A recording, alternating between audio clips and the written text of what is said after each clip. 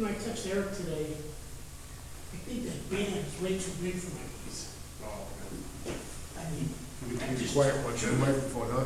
Just record everybody. Yeah, I just had, sit there fighting. yeah, but I think we need to find a way to do it. Yeah. Now I can't do it. Yeah, I understand. Oh, shit, but it's in the house.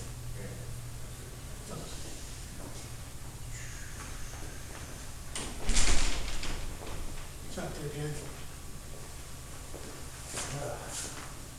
Where do you spend time? I went to the doctor, I got the access too, What's that gonna do for spending time? because I was laying down resting after I really should get up and get one formally dressed. And I did it, and then there's all this other stuff going on. I just have to go home and change. I'll just give you credit. It's okay, everybody else says you might as well join the group. What's new? Which, we gotta wait till we find the numbers, because it gets more ridiculous every What month. time does the meeting start? 7.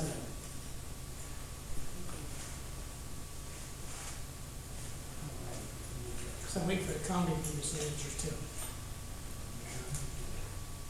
They did their study. Supposedly did their study. Consolidation, They work out. I'll get it. I was talking to Chuck a little bit. I was talking to Chuck a little bit. And he's. Tonight, he expected a lot of people because of that stuff too. I forgot about that. The reason I came out was I was having a discussion about parks. I knew a lot about parks. And then the thing that, I mean, I hate to see the parks go, but I told her, I said, these senior citizens, they need this. Now, imagine yourself with nobody else, that, well, they could use you. I said, oh, really? I'll tell you what, tell my, get in his wheelchair and wait for you. Yeah. They won't take them. We'll push it as far as it can, sure. I mean, like the parks, the one they with the A1, they should have got rid of that one 20 years ago. Foxside Road. Yeah, not Foxside Road, there's another one back there. I forget the name of the street. Foxside Road, Well, what are they gonna do with it? They have to either donate it or, yeah. Foxside Road, that's unbuildable, just like the ones where I used to live are unbuildable. where? I mean, back then, I was trying to get them to give me red parks. Because they owned the property there. Oh, really? That didn't go well. Because my neighbors, as soon as they heard that, they were just up in arms. Nice neighbors. But that park gets a lot of use though on Lake Street. One on Foxside? Foxside? Lake Street. Your Fox Lake is the one that's on the corner of Ringwood and Fox.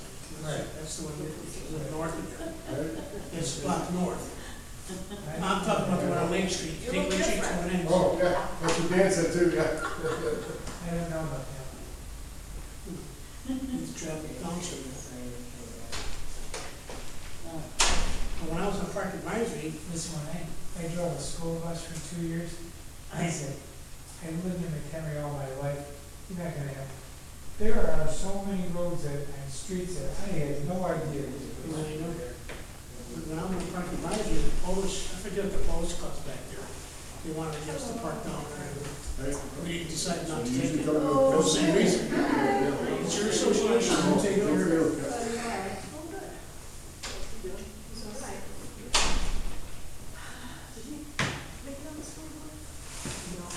We text them, meeting, all times, national state. Skateboard. But No he's sleep. applying for some position. Oh. I texted him last night, tomorrow's national state. There was no parking issue. I said, Apply for that. okay. Okay. Oh, you're missing your cap. Oh, yes, yeah, that's what Dan said too, yeah. Oh, how'd you get on, right?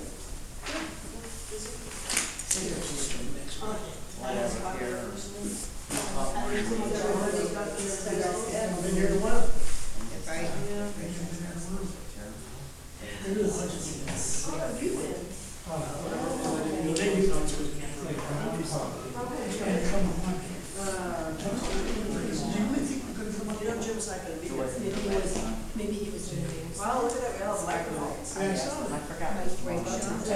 doesn't call to work.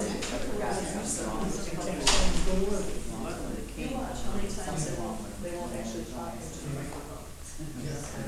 Something Yeah, which is not good. physical or whatever. Yeah. It's like everybody like back something from like the volume. Just pick somebody else and then go with it.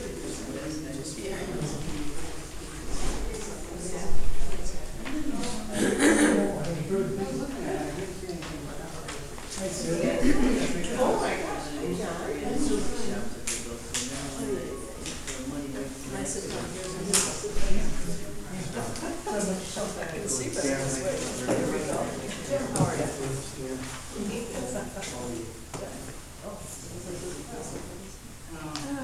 Where did I set something? Your one.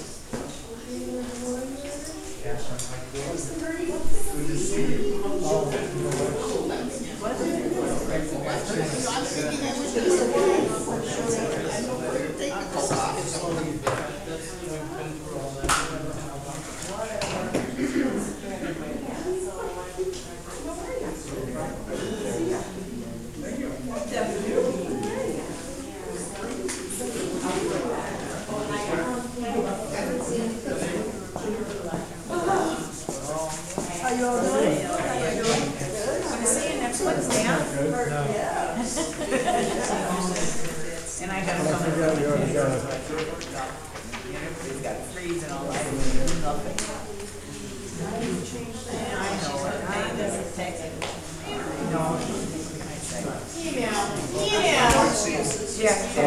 Yeah, all of a sudden I'm going, every little text, and I'm not. You go right by me. I just wait.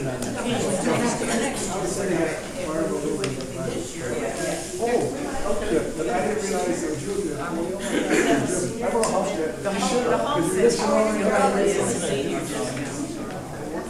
Did you say you do have it? The home says. Okay, so My whatever you don't have, you should have your 18 week and correct your tax bill for 18 weeks. Oh, wow. So sooner you come in the better. Don't What wait do you till next take? Wednesday. Tomorrow is the night. No, I would not disturb Tomorrow would be a it. good day. I'm sorry, your husband. Thank you. He does amazing, so you get Oh. benefits, so that. Oh, yeah, no.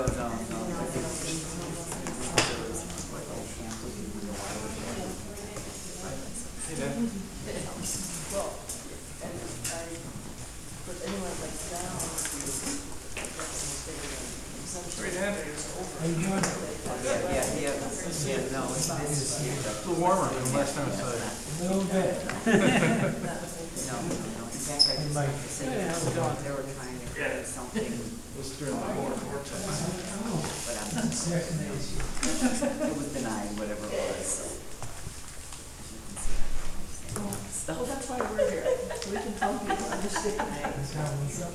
You know? I just hate that I can't, no, I know. So I do this, Well, you should have the I senior know. section if you're 65.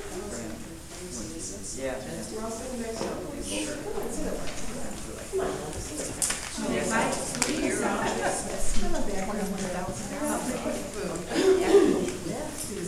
mean, it would, the guy came in about 5 years ago. Came in, it doesn't matter who talks, and got mine. And it's like, Bill, you would wake up and I go, what's going on? And he said, relax. He said, somebody else would buy their house, that's what they would have to pay. It was cold. It was cold. I mean, it's a big chunk. Yeah. It's a big chunk of, 1 hour. you know, for us people that are making appointments, Nancy. I just go to your office tomorrow. Yeah, no, I can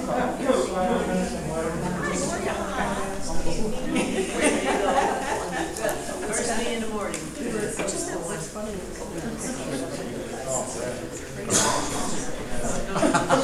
How are you?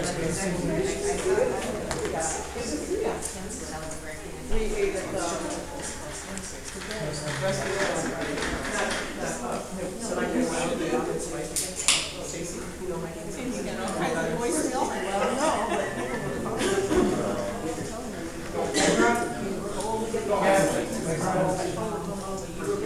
You can take this back. It doesn't take that long to take care of those. It just-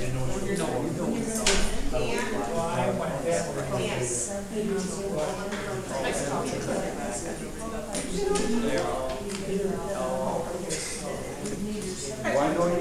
No, I was thinking Unfortunately, until we. Hi, how are you?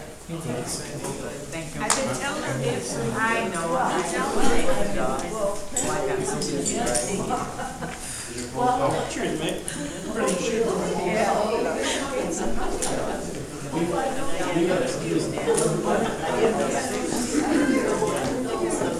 Yeah, yeah, like I yeah.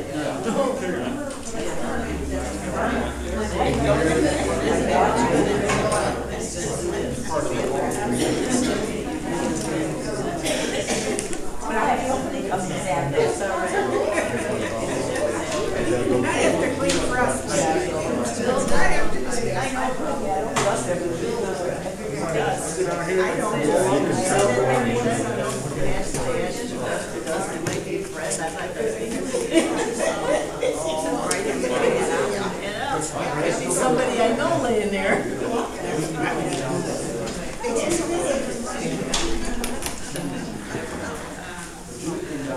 Yeah, Steve.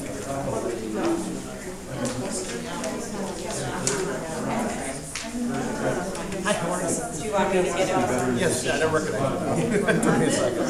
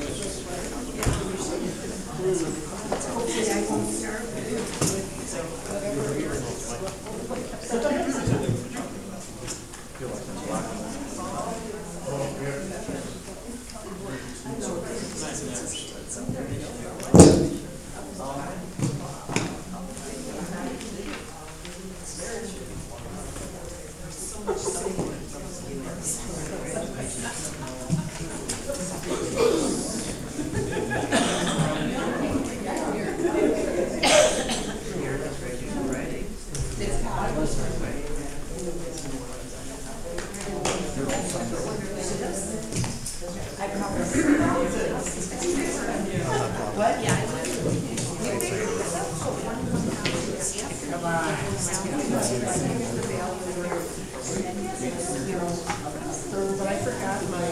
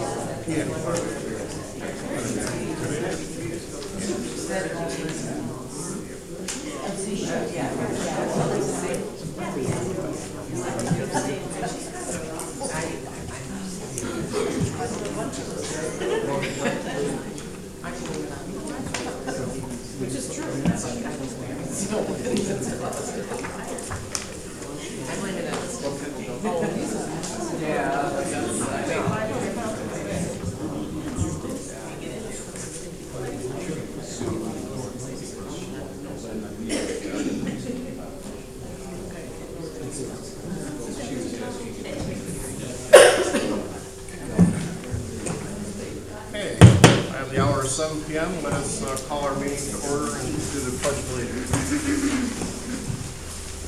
I pledge allegiance to the flag of the United States of America and to the republic for which it stands, one nation, under God, indivisible, with liberty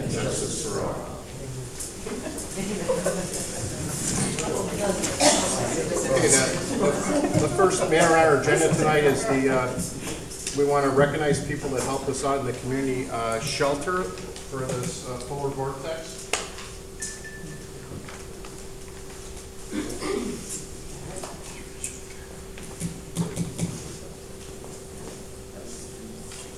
All right. So we're going to give you a quick explanation on what transpired. Back on January 25th, 2019, we might all recall that very cold weather period we had, which the weather named a polar vortex. We had very sub-zero temperatures here in McHenry County for over a week. Sue Rose, who's here tonight, will also recognize, called us on that Friday, the 25th, and asked us if we knew anywhere where some homeless people could go to stay warm during this period. She called Debbie, my assistant, and I said right away, we might as well use the Whispering Hills Community Center to do that. These are individuals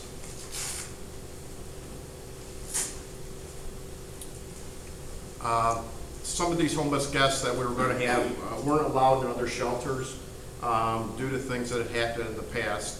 But they were in our community. They're people just like us, so we certainly wanted to keep them safe and keep them alive during this period of weather. So we opened our Whispering Hills Community Center on that Friday evening. And this call came in Friday morning, maybe 9 o'clock. So we got that set up very quickly. Got it open for the night. Wasn't fancy. As you can see, we had cots and a warm place. A lot of the clients came in, warmed up. They slowly relaxed. Some of them played games, they colored, they did puzzles, they watched TV, etc., just as you or me would do.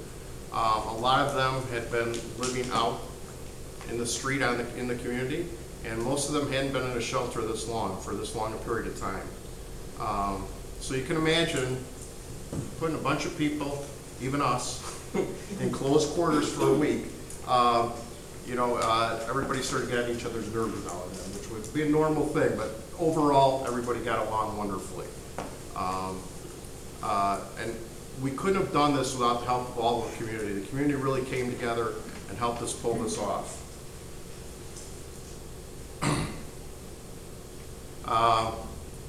During this period, we did have 9 individuals in the shelter who otherwise would have had no place to go. One individual was out on the street in Woodstock, and he had to be cajoled by the police department and I believe Sue to come in out of the cold. Otherwise, he would have just stayed out there, and I don't know that he would have survived. As they became to feel safe in our shelter, their personality started to come out too, and it was very interesting. The result of this shelter is these were 9 chronically homeless people.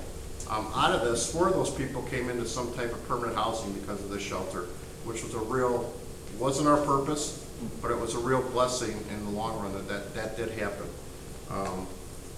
And one of them was a gentleman in Woodstock who had been out on the street for years and years and years. So we'd like to thank everybody tonight. So many volunteers came together. We could not have done this by ourselves. St. Vincent de Paul helped us. Carmel High School over Mundelein,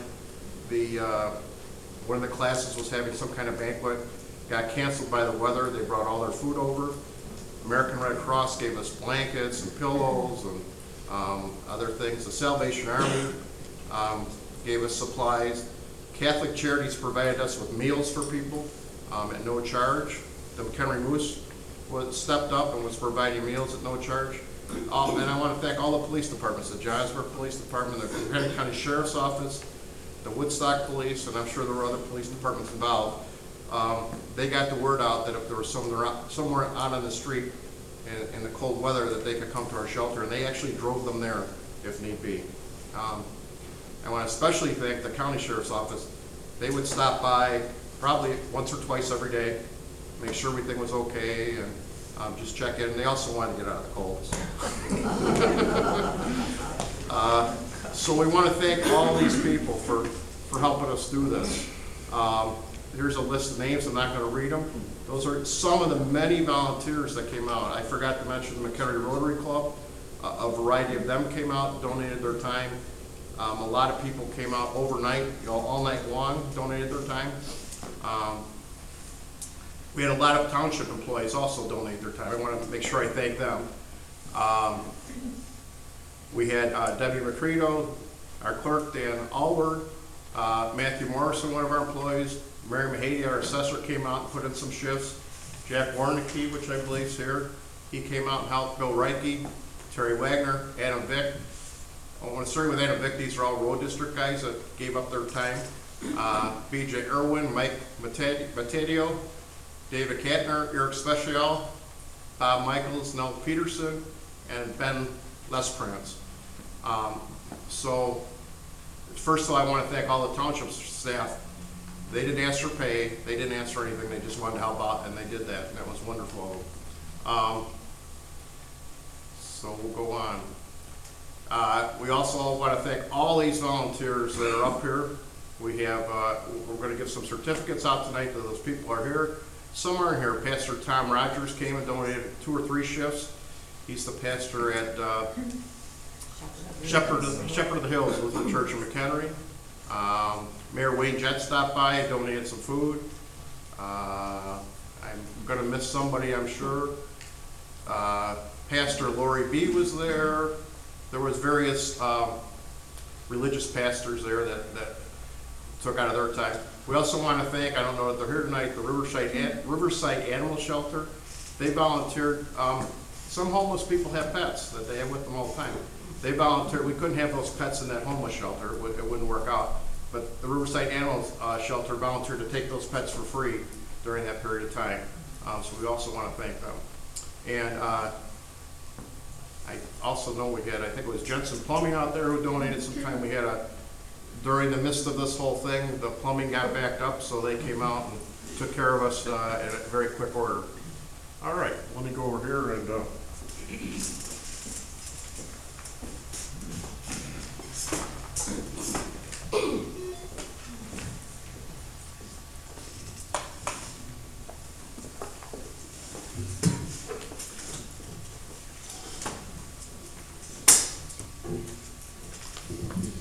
first of all, I'd like to invite Catherine Violet up here. Catherine Violet is the either chairman, I believe the chairman of the continuum of care at Mchenry County, and they were very instrumental in helping us also.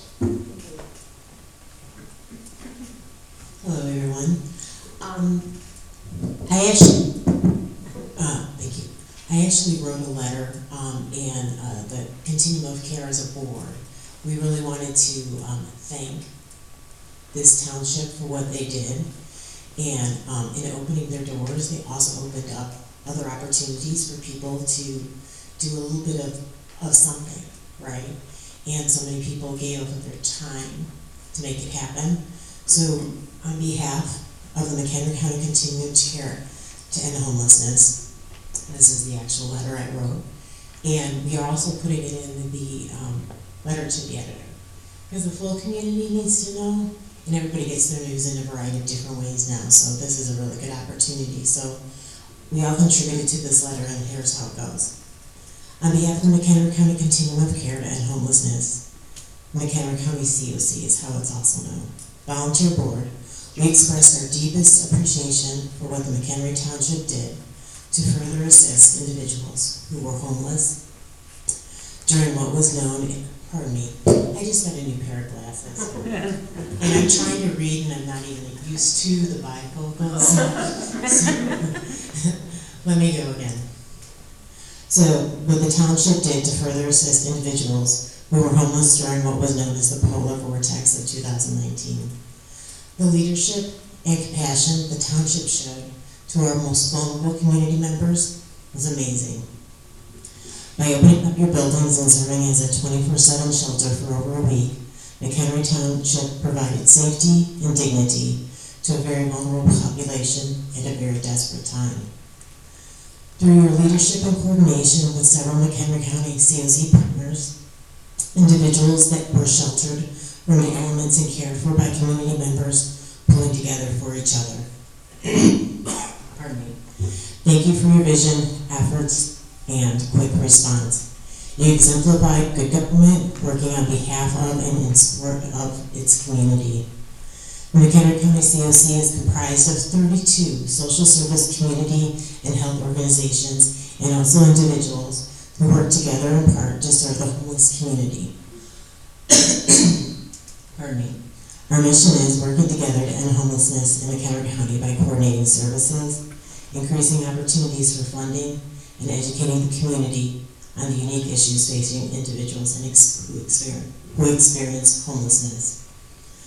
To end, thank you for opening your doors and hearts to help our homeless community. Our gratitude to you and the numerous volunteers who supported this effort is beyond measure. Thank you.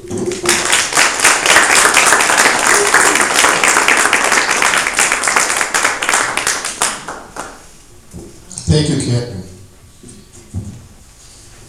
With that, I'd like to present some certificates of appreciation. First, we'd like to thank Sue Rose. Sue Rose works for the McHenry County Housing Authority, but she wasn't acting under their authority at that time. She was acting as an individual herself. She knew this was going to happen because she's involved in the Firehouse Assistance Center over in Woodstock. And so she knew some of these individuals wouldn't be coming in. So it was her call that set off this whole process. And we want to thank her. And she spent, I think, the entire time there pretty much. So Sue, we'd like to recognize you. Please come up.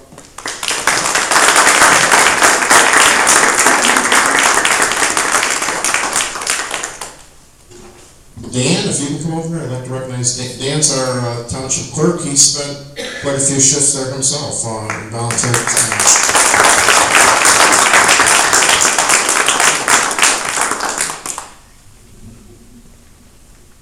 Lisa Davis, are you there? There she is. Yeah, she made chicken soup for them all one night. No, she brought the burgers. Oh, she brought I the brought tacos. the stuff from tacos and what. Oh, and I forgot to tell you, a lot of people went to restaurants and purchased food for these individuals, and Lisa was one of them. Thank you, Lisa, so much.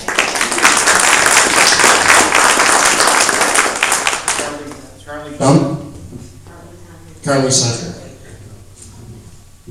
I don't think, is Russell Foz here? I don't think so. Okay.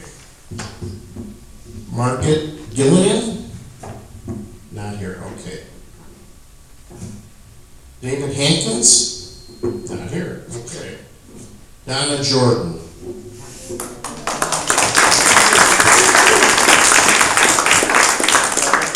Many times, I believe you were the close neighbor, were you? Yeah, she was a close neighbor, so yeah, her car wouldn't start, so she walked down the cold snow to get there. I remember that. And helped us clean up, yes. And she was there for quite a few shifts also. Michael Iwaki? I always say it wrong, Mike, I'm sorry.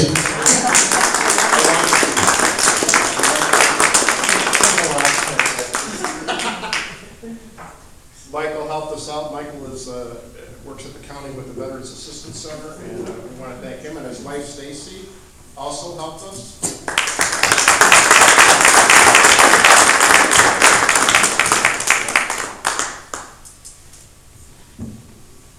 Marty Ziegler. Okay. John Macredo's right here. John.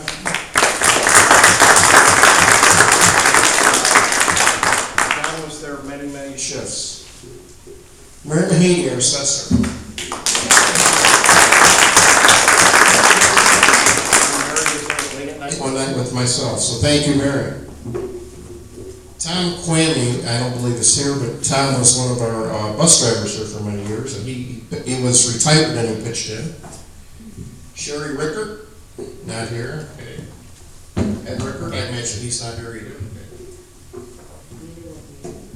Okay. Let's skip here. Rich Ring.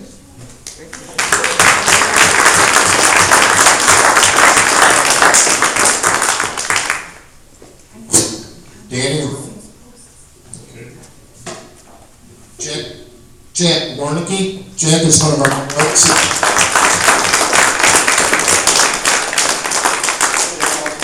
This mic is Jack also did a lot of the setup and helping to clean up and all kinds of things, so thank you, Jack, so much.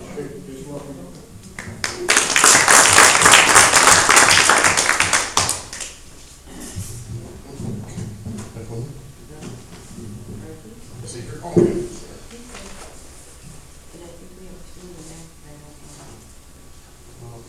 So you believe it.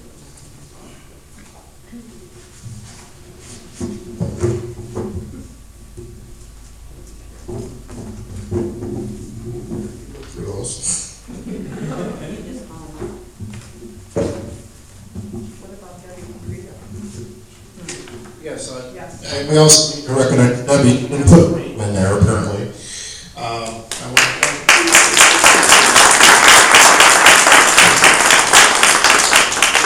Debbie and Sue did the the majority of the work, we got everything set up, and I don't think either one of them slept much during the whole week. Thank you very much.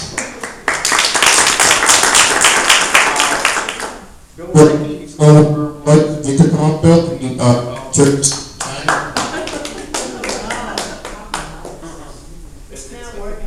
You're overdriving the mic, back off from it a little. I'll try that.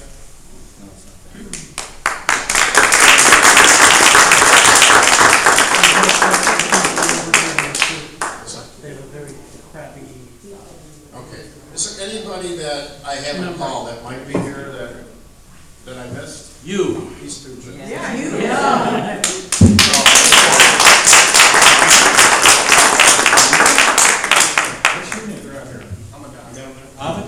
What's your name out there? Adon Lopez? Lopez. They don't have it, so we'll. Okay. We will get you. We don't have it here right now. And I believe that your wife also.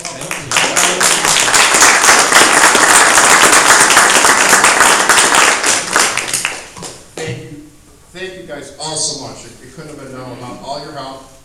And the community really stepped up and made me proud to be part of this community. Thank you. Thank you for doing it.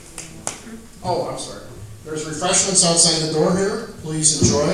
We're going to go on and have our regular board meeting. You don't have to stay. You go on and have refreshments. But you can. We won't be offended, but you can stay. So it's up to you. Thank you. Constituents can say. Yes.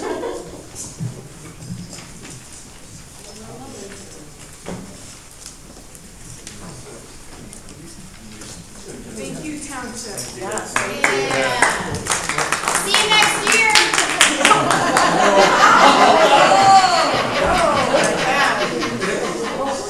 I guess we know how to do it. Sorry, had to.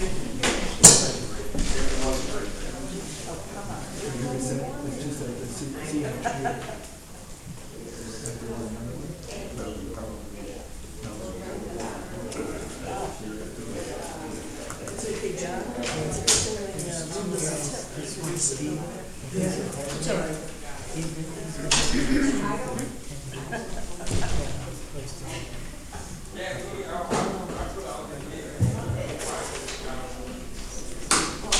All right, we'll give everybody just a minute to settle and then we'll move on.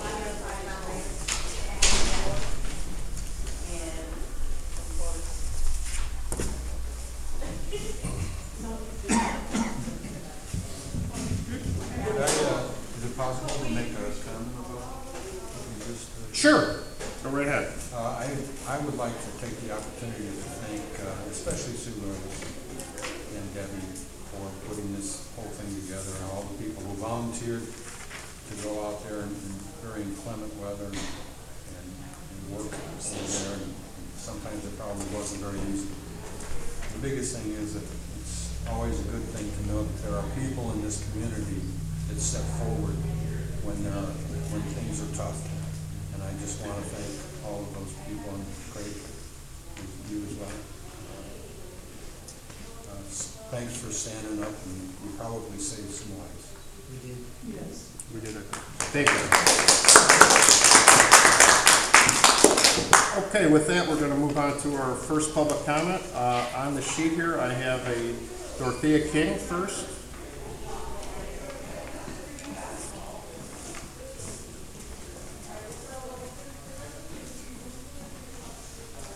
I'm a bit of a newcomer to this community, and one of my very first introductions to anything in McHenry was a newsletter from the township. And because of that newsletter, I knew about the annual meeting. I knew how to get in touch with the assessor. I knew about classes that were being held here to understand my property taxes, which were a whole different ballgame than anything I had ever run across before. I knew about senior activities. I learned about the transportation system. I learned about the wonderful event that was held called the Vietnam Wall right outside here. I learned about driver classes that were held here that I came to attend. It was just brilliant. This news, not this one. I'm just so afraid that everything I said is now past tense. Because this year I didn't know about the annual meeting. I don't know a thing about what's going on here because this thing says fall and winter of 2018. And I'm just really, really, really, really, really, really, really sad that this has all fallen away because it was a great introduction to this wonderful community. So I don't know what else to say. This was brilliant, and I hope it comes back again. Thank you.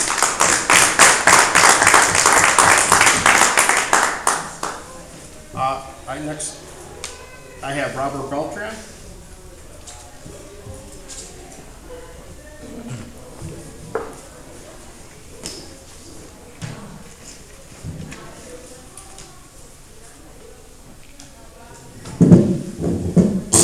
Is this thing working? Yep. Okay. Yes, Robert Beltran, 2814 Regular Road, Mchenry, Illinois. And like Dorothea, I'm new to the community. I've only been here 32 years. I'm beginning to get settled in. But you know, I acknowledge that I am, interjecting myself into the traditional community here. Looking at the agenda, there are two things that I had some concerns about, and I think they could pose some legal issues that would be nice to fend off before they become a problem. I'm not an attorney, and I don't play one on TV, but I do have more than 25 years of experience interpreting regulations as a federal employee, and also because this also concerns a 501c3. I've been president of two different 501c3s and a 501c4. So I see some things that are of concern to me. Regarding the 501c3,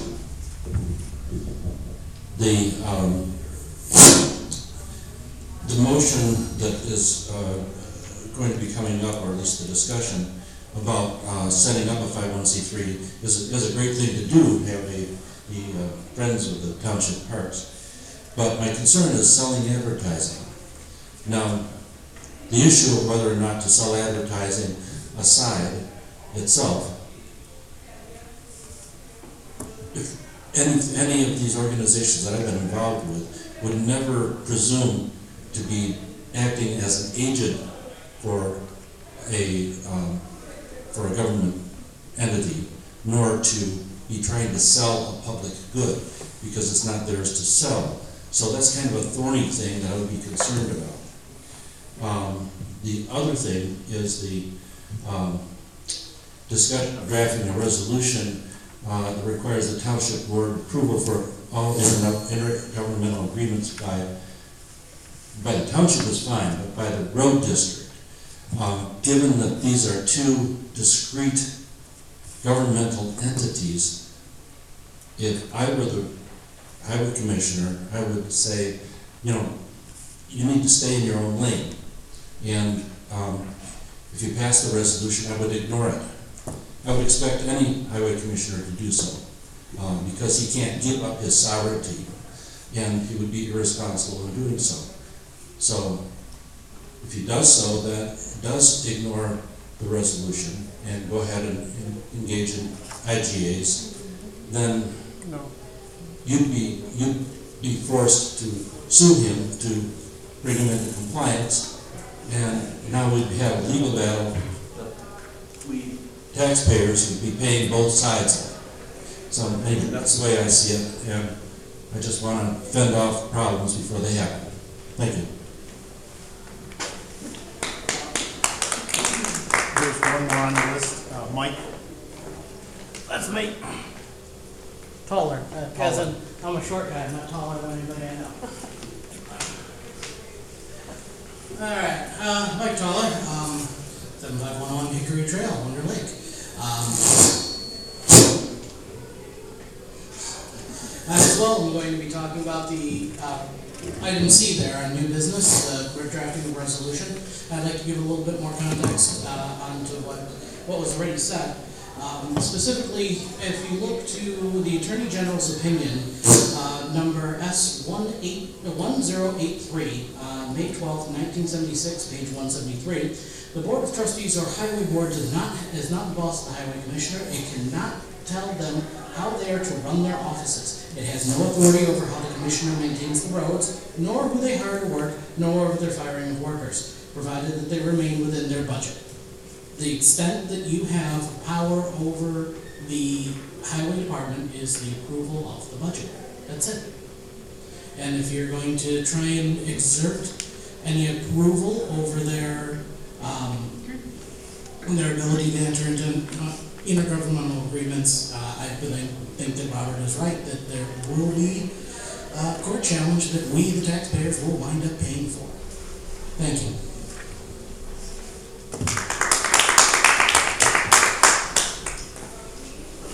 Okay, I have nobody else signed up. Last call, if anybody else wants to speak yet? No? Okay, we're going to move on. Next thing on our agenda is the approval of all of the minutes that we've had.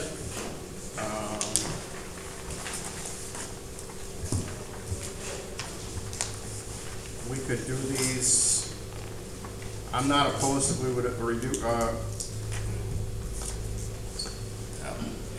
why don't we first approve the regular township board minute meetings held on April 11th, and then we could do the next three all at one time, would not be a problem.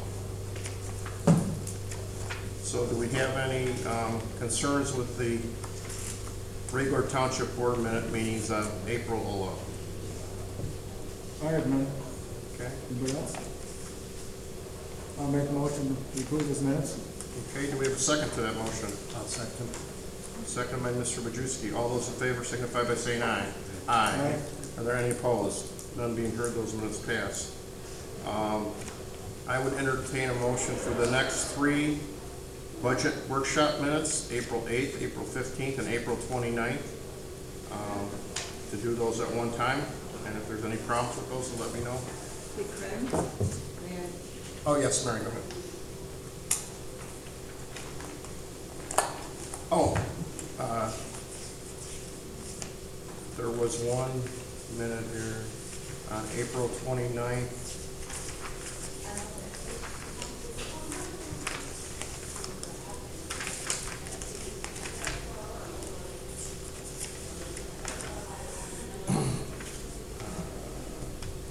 Under discussion ensued regarding reducing the dues, etc. Then the last line here says, Trustee Verse stated that her employees made a comment to his wife about having political signs and that they were rude. I don't know if that belongs in those minutes. It was a budget meeting and that was not part of it, so unless there's strong opposition, I'd ask that line to be struck. Discussion, please. Excuse me? Apparently you've discussed all this with Mary Mahadi before this meeting. Is that right? She said she didn't approve of that being in there, and I said I didn't know that it should be in there, but it's up to the board to decide. When did this come out? When were these minutes released to the public? Can you speak into your mic, please? When were these minutes released to the You public? should have got them 48 hours ago. 48 hours. I'm not talking about when the trustees got it. The same, they were released to the public at the same time. It's published in the Northwest Herald and then on the website. Right. The budget workshop meeting is published in the Northwest Herald? No, it is not. It is not. The agenda is sent to the Northwest Herald. The budget meeting is not published in the Northwest Herald. You stand corrected.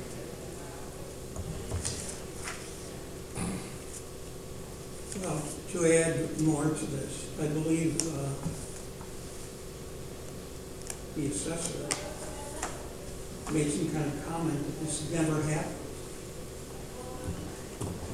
And I'd like to ask her now, did she actually talk to the people involved that were sent to my house? Here's the point. It had nothing to do with the budget hearing. It should have been a discussion outside of that, and there's no place for it in the minutes, one, and two, because it's inaccurate. And it's not something that should be an official record of that meeting. You didn't answer my question. Yes, I did. I will Did you- discuss it with you at any time outside of a board meeting. I told you you could come to me with a concern. You kept going during the budget hearing. It had nothing to do with the budget hearing, and it should not be a part of the official budget minutes. It had nothing to do with it. I don't care if it's in or out. It was raised and I didn't put it in. I The didn't clerk say you did. did, but I think it should be May I stricken make a from the comment record. on that? You may. That was brought up, whether it be, it should have been in the meeting at all, and I agree, it shouldn't have. It had nothing to do with the workshop. But it was brought up at that, so therefore I put it There were in. lots of things that were brought up that have other items. You don't quote everything I said when you asked. Not word for word, no. No, but that The whole had idea nothing of to do minutes with it. is to give an idea of what happened. That happened at the meeting. I agree with you, it shouldn't have been brought up, it should have been stopped. But it was discussed during that workshop meeting. No, it wasn't discussed. It was a comment that was made, and I responded to that comment. It was not a discussion that this board had at our budget hearing about anything to do with the budget. I beg to differ. Well, let's hear from the board here. I heard Mr. Veer say he has no problem if it comes out. I have no problem if it comes out. What does the rest of the board feel on this? I have no problem. Okay. Whatever Steve, since he's directly involved in this, whatever his opinion is out there. Does the assessor have complaint forms for citizens to complain about the conduct of our people? I'm not going to discuss this with you now. You made it an issue. I made an issue that you brought it up in the meeting. I'm happy to discuss it with you You brought it up after. in this meeting.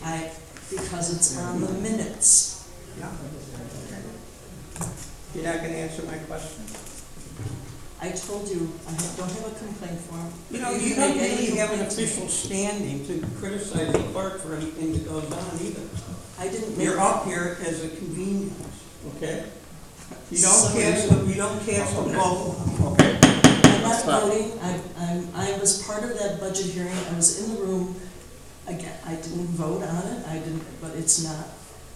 And Craig Adams brought it up, Let- that it was, and asked for it to be brought off. How about you just vote on it? Let's- Do you want it off or do you want it on? This is not a 3-hour discussion. The matter at hand is, do we want it on or do we want it off the minutes, okay? Mr. Anderson, do you have? I'm standing behind, if the clerk felt it should be in the minutes, I think it should be in the minutes. All right. Let's have so Mr. Anderson would like it to stay in the minutes. Mr. Rakestraw? Once again, I'll go back to Mr. Veer, since he's directly involved in it, whatever his feelings are towards it. Okay. I don't see that it needs to be in the minutes, so I would say it could come out. Mr. Wojcicki? Take it out. Mr. Veer? It's funny how all the comments are not in here. I believe there was You're correct, they're not all in the a minutes. kind of a slander on the board by Ms. Mahay. Okay. Mr. Veer, now we're making, No, I'll vote to keep it in. okay. So we have a 3-2 vote, so I guess it stays in the minutes, okay. So then we're talking about the other 2 sets of minutes also. April 8th and April 15th. Are there any problems with those? So do we actually, We didn't actually approve the minutes. We haven't approved any of them We're yet. just approved keeping that in there. Correct. So we would be approving them all at this point in time unless there's any other changes. That's what I'm gonna say. We should be able to approve them all now as long as that's taken care of. Correct. Okay. So as far as I'm concerned, A, C, or B, C, and D, if there's no other questions from the trustees here, I'll make a motion to approve the three of them. I'll second. Okay, we have a first and second to approve all 3 minutes. Per discussion here, all those in favor signify by saying aye. Aye. Aye. Any opposed? None being heard, okay. If it's okay with this body, I'd like to move the executive session to the end of our meeting. Is that okay? It'll make it easier for everybody? All right. All right, then we have a motion for approval of receipts and bills for the town fund. I have that. I have one question on that, and it's item 22627 on 4/12/19 for $1,000. What would we spend that money for 1-0 Charlie? I think we talked about that in the budget meeting. It was in there. He's setting up the new format for the newsletter. For these next 3 newsletters. We said, I missed that part in the budget. I remember. So that's part of setting up for the new newsletter. That's coming out. Okay, thank you. So we, the undersigned members of Mchenry Township Board of Trustees, certify that we have this 9th day of May, 2019, examined and audited the amounts due for the items specified in the claims attached and hereby authorized payments of the same. Total reimbursements to be approved, 0. Total bills to be approved, $51,681.76. Total bills paid prior to audit, $33,833.25. Total be approved, $85,515.01. Total receipts, $10,660. So I'll move to accept the receipts and pay the bills for the town fund. Okay, I have a motion by Mr. Anderson to accept the receipts and pay the bills of the town fund. Do we have a second to that? Second. Mr. Wojcicki, second. We need a roll call vote. Mr. Anderson? Yes. Mr. Rakestraw? Yes. Mr. Adams, yes. Mr. Wojcicki? Yes. And Mr. Beard? Okay. All yeses, motion passes. We're moving on to the approval of the receipts and bills for the General Road and Bridge Fund. We, the undersigned members of the Mchenry Township Board of Trustees, certify that we have this 9th day of May 2019 examined and audited amounts due for the items specified in the claims attached and hereby authorized payments of same. Total reimbursements to be approved, 0. Total bills to be approved, $175,719.27. Total bills paid prior to audit, $15,796.41. Total to be approved, $191,515.68. Total receipts, $15,401.35. I would like to make a motion to accept the receipts and pay the bills. Okay, I have a motion by Mr. Wojcicki to accept the receipts and pay the bills of the General Road Bridge Fund. May we have a second? A discussion? Sure. Well, we need a second before we're going to discuss it. We would second to the motion. Second. Okay, now we can have discussion. The discussion relates, there's a small error found, and I think Debbie will deal with that on the tax that was charged. But my concern is the cargo salt invoice. There's a discrepancy between the penalty days in which the township would be getting money back, the road district would be getting money back. So one of them was for 11 days, one for 10, but they're both for the same amount. It's not an inconsiderable amount back to the township. So I realize Mr. Condon isn't here. So that'll just be something for him to take care of. We can. I just want to make sure I understand this. One's $11, one's $10. You're saying that we should. There's a 5% reduction in the bill. Correct. For the salt for every day they're late. And we got it figured wrong, is what you're saying? Well, I don't think, the township didn't figure it wrong, the salt supplier did. Okay. So, there's 2 different days. One was a delay from an order for 11 days, one was for 10. I got it, okay. But it was the same amount for both, and we should have gotten more money on the other day. I understand what you're saying. Okay. There's also this Dale Schultz plowing bill for almost $500. There's no explanation about where where the thing was plowed, how many hours or anything else, it's just a blank bill. So I think that should get some further definition so that we can know where it was. Okay. And the Schmidt engineering bill for about $800 to $900. It doesn't really say what it was for. I can explain that one. The once a year Schmidt Engineering does a, they do. It's fine, it's fine. Oh, you want a explanation on the bill? No, Oh, sorry. it's fine if you know what it, Yeah. what it related to. What they do is they have to do a salt inventory of the salt that's left in that dome, and they have to come out and measure it, and I don't know how they do that, but that's what that's for. It's like an engineering bill, but there isn't any explanation. I understand what you're saying. Okay, we will have Mr. Condon look at those two that you found, Mr. Vera, very good. And then if there's a small tax charge on something, we'll address that also. So with those two changes then, I'm considering the two changes that Mr. Vera talked about. Well, for follow-up. For follow-up, right. We will follow up on this. So with that, we have a first and a second. Let's have a roll call vote then to approve with the follow-up on those other two. Mr. Vera? Yes. Mr. Wojciechowski? Yes? Mr. Adams, yes. Mr. Rakestraw? Yes. Okay. And Mr. Anderson? Yes. Okay. All right. Now moving on to the motion for approval and receive the bills for the permanent hard road fund. We, the undersigned members of the Mchenry Township Board of Trustees, certify that we have on this 9th day of May 2019 examined and audited amounts due for the items specified in the claims attached and hereby authorized payment of same. Total reimbursements to be approved, 0. Total bills to be approved, $85,131.19. Total bills paid prior to the audit, and by audit, that means just our general overview, not a full-scale audit as to whether these goods and services are actually provided. That amounts to $15,606.52. So the total to be approved is $100,747.71, plus the total receipts of $6,921.11. Motion to approve.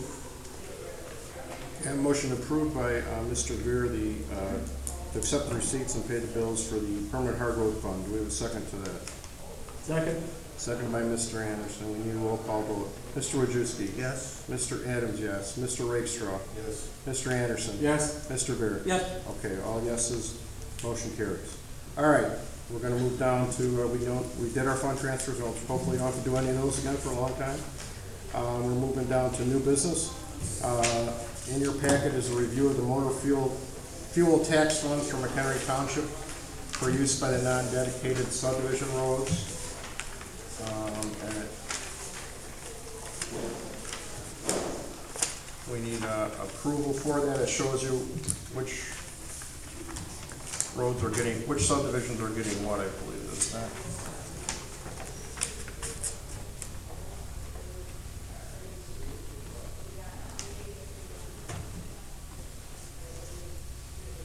What this is for those non-dedicated roads,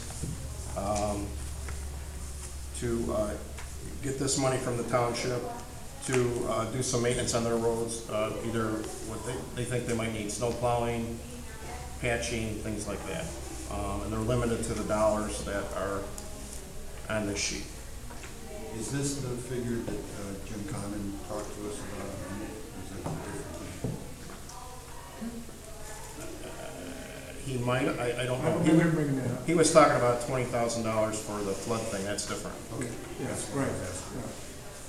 This is an ongoing. This is an ongoing. This happens every year. Every It year. comes from MFT funds, and the township can give up to, I believe, 50% to these subdivisions to use because we don't maintain them, and they pay into it. So. That's been going on for as long as I can remember. Yeah, for longer than I can remember. And it's not just a freebie. they have to hand in invoices before they get the money, so. But they have a time frame to do that too. And there is a time frame. If they don't do it in the time frame, they don't get the money. That's correct. So I guess I need a motion for approval for that. Is there any other discussion? Is there any discussion on that? You wanna make the motion to move it? Okay, a motion by Mr. Anderson. I'll make the second to that motion. We need a roll call vote. Adams, yes. Rakestraw? Yes. Anderson? Yes. Wojciechowski? Yes. Veer? Yes. Okay. Motion carries. Okay, the next thing, and this is, Mr. Rakestraw, you kind of brought this up, and I'm the one that put this description together, and I may be wrong in the way I put this description together. In order to help pay for our baseball fields maintenance and our labor, we were looking to see if there was a way to raise revenue somehow so it would lower the burden on the taxpayers. And one of the suggestions was the possibility of, have you seen baseball fields where there's banners out there? The VFW Mchenry would be a perfect example, where they sell advertising to businesses and they stay up for the year and then they either buy new ones or get new advertisers the next year. It helps the freight costs and it would hopefully lower taxes for our residents. I personally have a concern with the township selling it because we've been advised by our lawyer, it's not in the statutes that we can do that. When the statutes are silent, you usually can't do it because of Dillon's rule. So my thought was that they do this in Wisconsin. They have Friends of the Park, and they're their own 503c organization or some type of nonprofit organization. It wouldn't be a township organization. I didn't mean to sound like that. It would be a separate outside organization. It would probably be comprised of the people that are using the baseball fields and the soccer fields and the football fields. It was pointed out to me that some of those are already 501(c) organizations, and we could maybe just roll it. We wouldn't have to do anything. We would approach them and ask them if they're willing to do this, and donate some of that money to the township to help defray costs. So that's my thought. Can't make them do it. It's a thought, or they could form another group on their own, Friends of the Township. Something like that, and their purpose would be to help make donations to improve the township parks and keep the taxpayers' costs lower. So that's the intent of it. Craig, have you approached any of the representatives from? We have not yet. I would be happy to do that if I know we want to go in this direction. And I'll be happy to say this. I'm sure they wouldn't be offended by it. The Mchenry Township Warriors Football Association, which is like Pee Wee football, they've been having football here for years. They're very supportive of the township. I really feel if I would approach them, they would be interested in taking this on probably. And I believe they're already a 501(c). So. And then we would not just involve them, we would involve all the other teams also. So that was my thought. I'm open to suggestions or. Well, when we were discussing this previously, you brought up a good point about having some kind of a overview or right of first refusal for advertising that may not be in the public interest. I think we would have to have rules. There would be probably no political advertising, no certain things, and this board could agree upon what we would like to see in that park and not see in that park. Yeah. And I'm in complete concurrence with you on that. I truly think it's a good point. But I do believe that we need to do something. I just feel very strongly that taxpayers who are older or maybe have kids that aren't even at the age of being involved in this, who are paying taxes, shouldn't have to pay taxes to supplement this. And if this could eliminate that, that would be a fantastic thing for the taxpayers. So I'm all in favor. Okay. And so am I, if we can find a legitimate way to do it. I think we can. As long as the township is not the organization for this, and we wouldn't be. So we're not looking for any action? No, I'm not looking for, I guess I just want to have a discussion, if you want me Discussion, right. to go forward, further with this. To get a direction. To get a direction and see what input I get from those teams. Because this would have been better if we just had discussion on your. You know, I'm sorry, I wrote that description, I should have written it the way I wrote it. Because I thought it'd be just discussion. That's really what I want. Okay. But I guess we couldn't take any possible action, because there's nothing to take, so. Right, exactly. So I guess my question is the board in approval of me going to talk to these teams to see if we can work something like this out? Why don't you take a roll call? Okay, let's take a roll call. Mr. Ashton? Yes. Mr. Rickstrom? Yes. Mr. Adams, yes. Mr. Wojciechowski? Yes. Mr. Beer? Yes. Okay. I will have further discussion, I will move forward and have discussions to see if we can work something out to this matter, okay? And also, I wouldn't be adverse to having representatives come here and give their point of views. People, I think they should, I agree with you. Okay. Maybe we'll invite them to a future meeting, that would be a good idea, okay. All right, then we can move on. Next, someone on the board asked for this, discussion of drafting of a resolution that requires the Mchenry Township Board approval for all intergovernmental agreements by the township and the road district. After writing this, it was pointed out to me by our attorney that you have to approve all my intergovernmental agreements, and I need to bring them before this board, okay? So there's no need for a resolution, it'll be a yes or no vote by you. And as far as the road district goes, I'll let the attorney discuss that. Going back to the township though, just on the IGA, if an IGA is to be signed by the supervisor, the board as a whole is given the authority in order for the supervisor to execute and the clerk to attest to the document, if there's any attestation. So the board would have to vote on it anyways. As to the road district, that's a separate entity, separate unit of government, and I kind of caution the board to set it any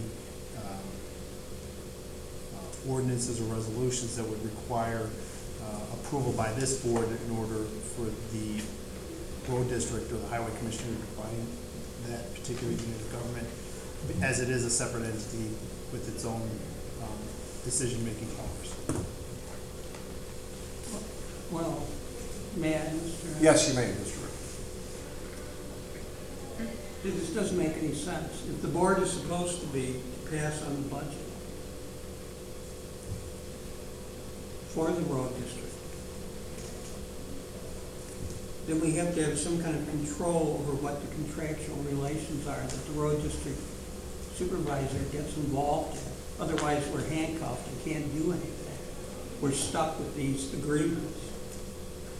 So something is wrong with the framework where the board has the right to set the budget and to be really the legislature and the power of the purse.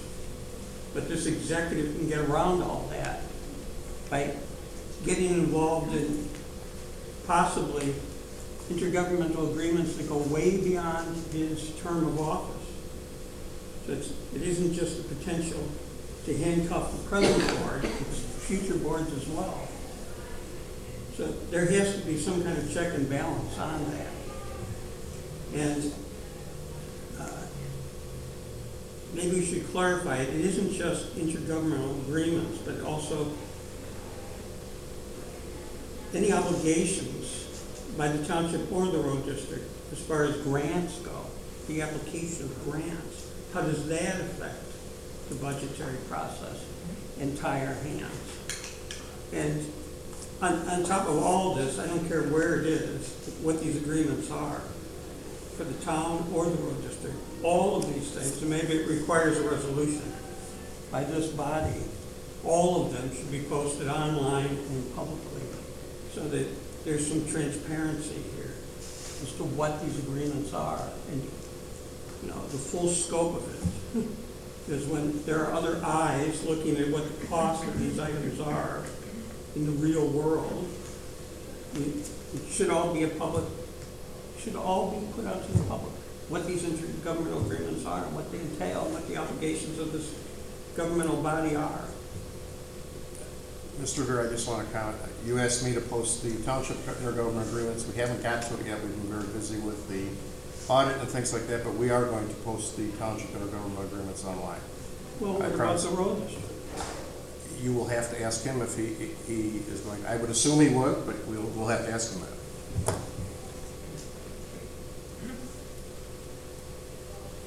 What about grant proposals?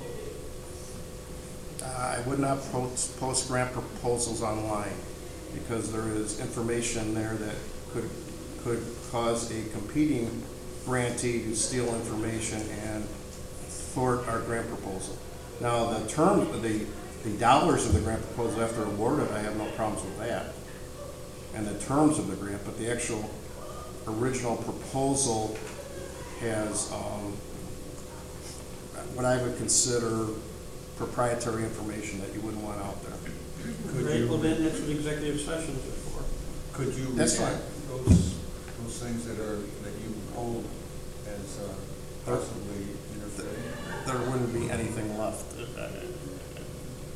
You're telling a grantee what you're going to do and how you're going to do it and how you're going to accomplish certain things. Someone else could steal your ideas then and thwart your efforts. That's the reason. And we could talk about those in executive session. I don't have a problem with that. I'm just saying I wouldn't post them online. But I'd be happy to post the results of grants online, the number of dollars we're getting and what we're doing for those. Mr. Militello, why is the town fund different than the road fund? Don't they both come under the auspices of the trustees? No. The township, you have a town, you actually have different funds. You have a town fund, you have a general assistance fund, you have within the township, and then within the road district, you have the permanent hard road fund and the road and bridge fund. So you actually have two funds within the township and two funds within the road district. Each township and road district are separate units of government with separate bodies, so to speak. In this particular case regarding a township, this is the body which is the decision-making power, and you have the electors, which is also a decision-making power. That's the way they set up the township code. As to the road district, you have the highway commissioner, and that is the person who makes those decisions relative to the road district. Relative to the budget and appropriation ordinance, that is a process which this town board is approving and as well as the levy, approving the levy. Now, truly, it's more of a legal obligation to have to do it in the event that that amount and the items are for road district purposes.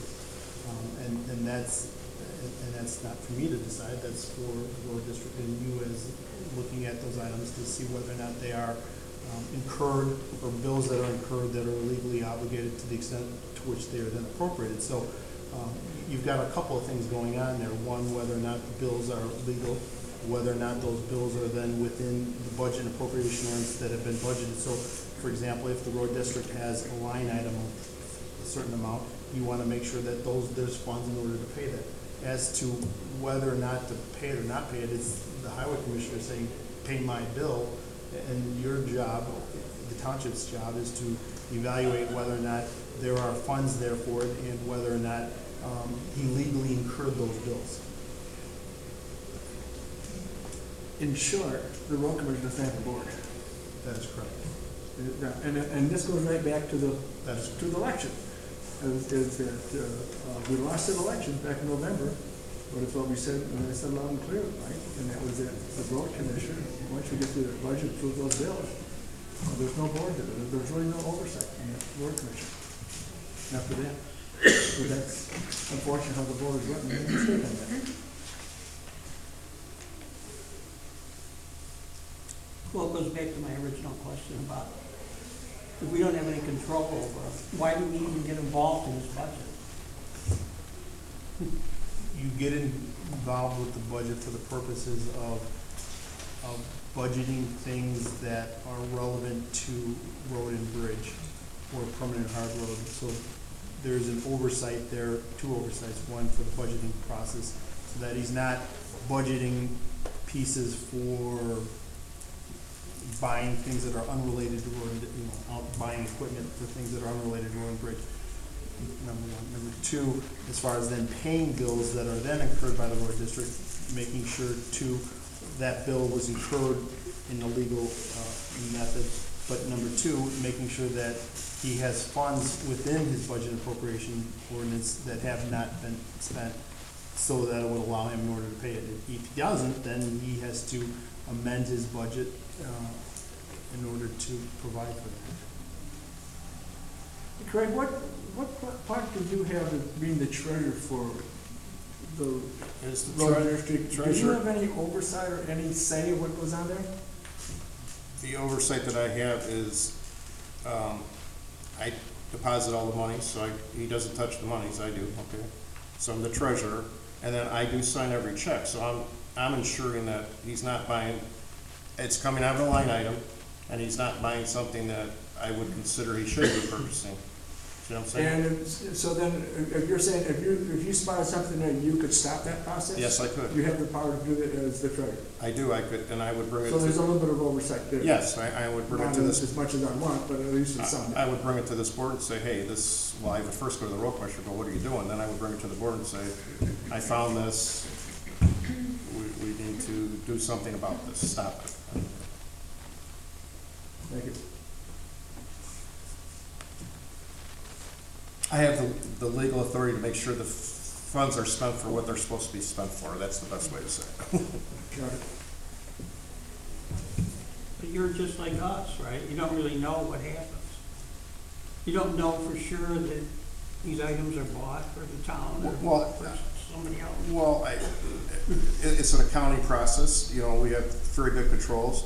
There has to be a purchase order, there has to be an invoice. It has to be signed off by the road commissioner. He's saying he received this and that it was for the township.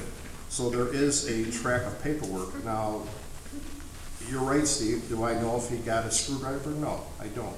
But there is a legal process of tracking a paper there so that we could go back at a later time if need be and say, look, you bought a tractor. This has happened in some townships, unfortunately, and also governments, not just townships. You bought a piece of equipment and it's not here. Where is it? Or there's 20 tons of salt that nobody knows what happened to. Correct. You are correct, but those things, you know, they all do come out in time if that happens. And I'm keeping it. Sure, I can't attest myself. The road commissioner's attesting that he's received this stuff. That is his job. And if he's if he's perjuring himself on that, that's his own problem, and he's going to get him in problems, I guess. But it's within the purview of this board, as they've done tonight, which were good questions of, for example, the one, I believe it was the Schmidt engineering bill. Mm-hmm. The bills are presented, have an opportunity to review them, things that come up or that are questionable like that.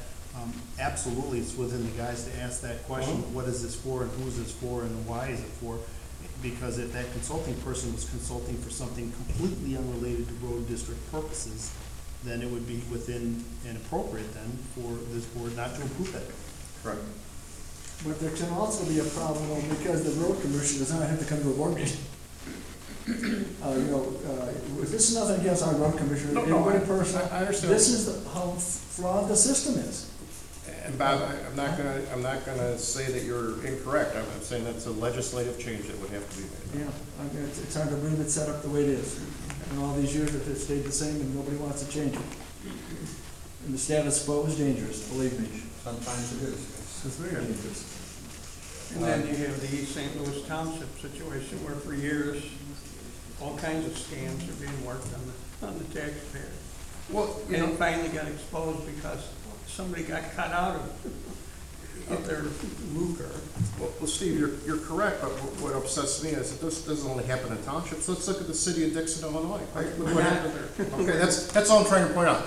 A bad apple can be everywhere, and eventually they will get caught up with. I mean, there's no way to safeguard possibly everything so that no nothing can happen. There's always people that, dishonest people that try to find a way around it. And hopefully those aren't the majority. Well, they're not the majority of people. I don't believe that, so. So we put in controls that we can put in to try to safeguard against that. That's what our controls are for. Well, by controls, I think you mean oversight, and that's Well, what no, we're trying to increase. well, no, I'm not disagreeing with that, but we have accounting controls that, you know, are very specific on how things, paperwork that has to accompany that stuff. You know, if you're buying a big item, there's a title with that. I better have a title, okay?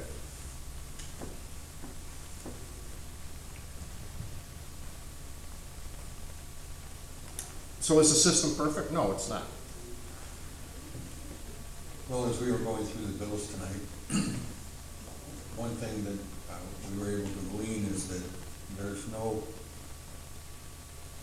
bookkeeping for depreciation on items of less than $5,000. I believe that is true. That's an accounting rule. And I think there's a real possibility of mischief with that being the case, and I think it's something that we should address in the future. Well, we have, or you have actually. You wanted a list of inventory of most items, and the town is working on that, and I believe the road district is also working on that. So there will be a list of assets below $500 that we have. Now, you're getting down to a dollar screwdriver, that may not be on there, but, you know, bigger items will be on there. And meant below 5,000, not 500. He did mean below 5,000, I'm sorry. But I mean, you know, yeah, I got it. I understand what you're saying. So I'm just saying that, you know, in any company, assets are always depreciated. And my understanding with Debbie was that these items are not depreciated. And I'm wondering if that's something that we should address. You know, I'd be happy to talk to the accountants, but I don't believe they don't feel it's it's material enough, that's what it's called in accounting, to depreciate that stuff. And I have to follow their rules, okay?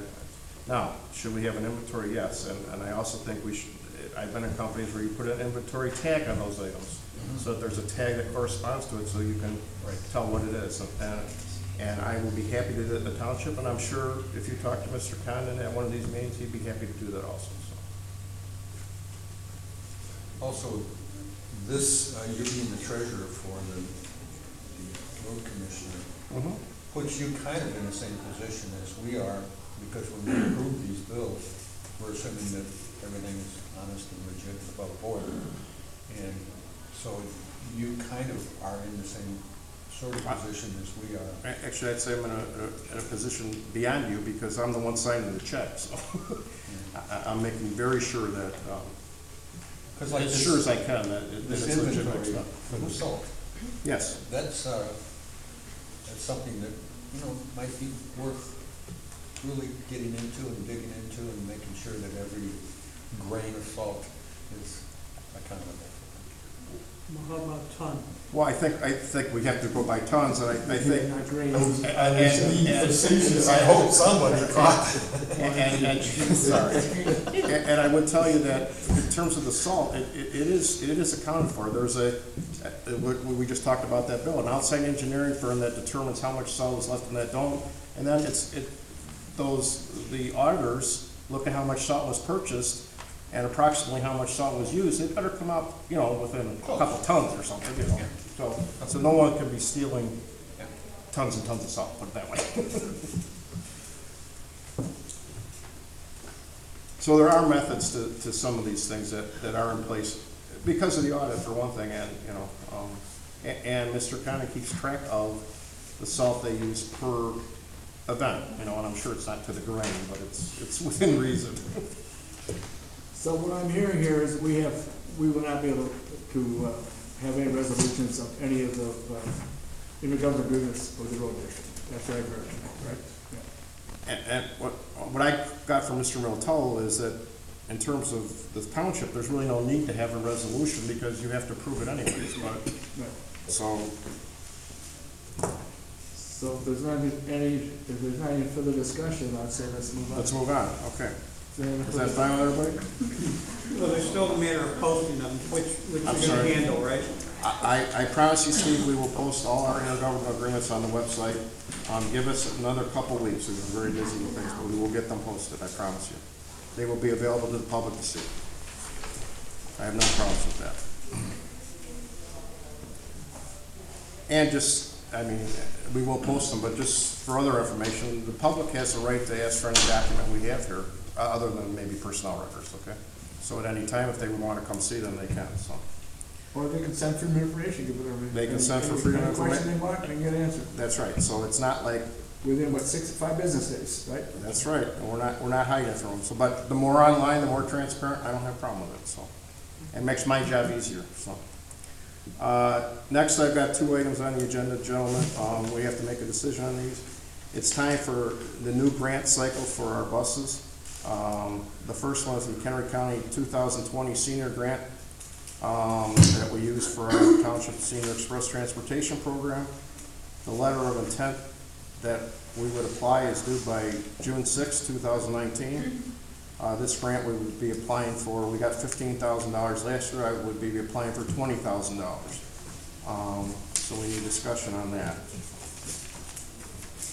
From my end of it, Greg, I don't know how to handle this, but I guess I almost think about tabling this. Okay. Because at our budget meeting on Monday, I know you got a tough due date here on the 14th, okay, I saw that. But I want to bring up, as I said for months now, about the funding of that whole program there. And I don't want us to get involved with grants here, and I don't know what kind of a vote would come out of that when it's brought up. It'll be brought up on Monday. Well, here's our problem. Okay. In a budget meeting, we can't take official action. We can have discussion, we can, official action has to be taken at a board meeting or a special board meeting.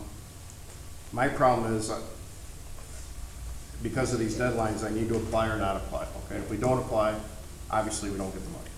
I can apply, we don't have to accept the grants when it comes time. Just because I apply and they award them, we can refuse them. Okay, that's what I'm wondering. So, I didn't know. I guess. I don't want to get tied up if there should be a. Right. I know we can't take action, but if there's board support, we move. So I guess what I'm asking for, can I apply for these grants with your approval, and if it comes later on down the line here, these grants wouldn't be awarded till, the one right here. Probably, one would be September, October, the other one would probably be November before they're awarded.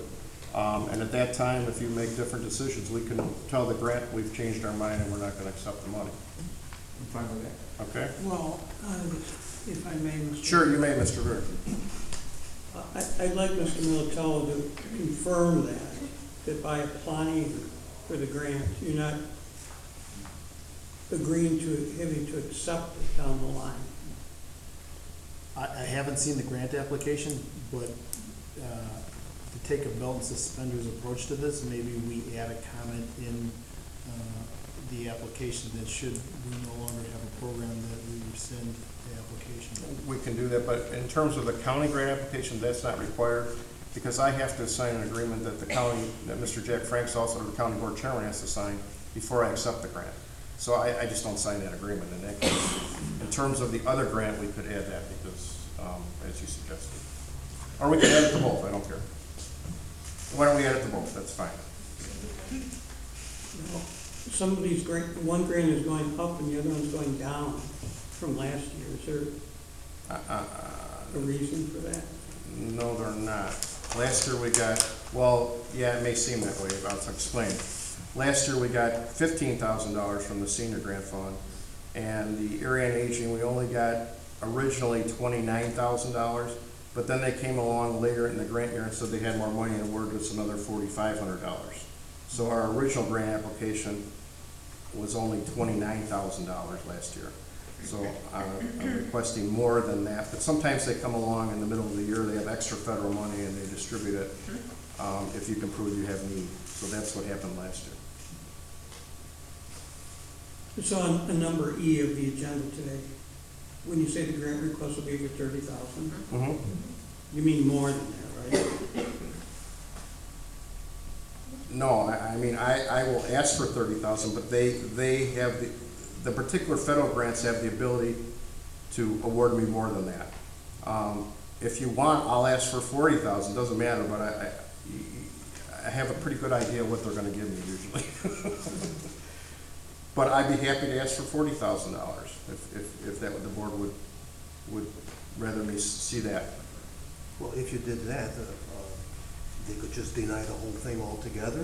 Not necessarily, probably, in this particular instance, it probably wouldn't hurt me, I could do that. Let's just spread the wealth. I don't, from my end, I don't think you should go over 30,000. Why would you go for 40? Well, I could, here's what I was saying, I could put 40, Yeah. maybe they'll give it to us.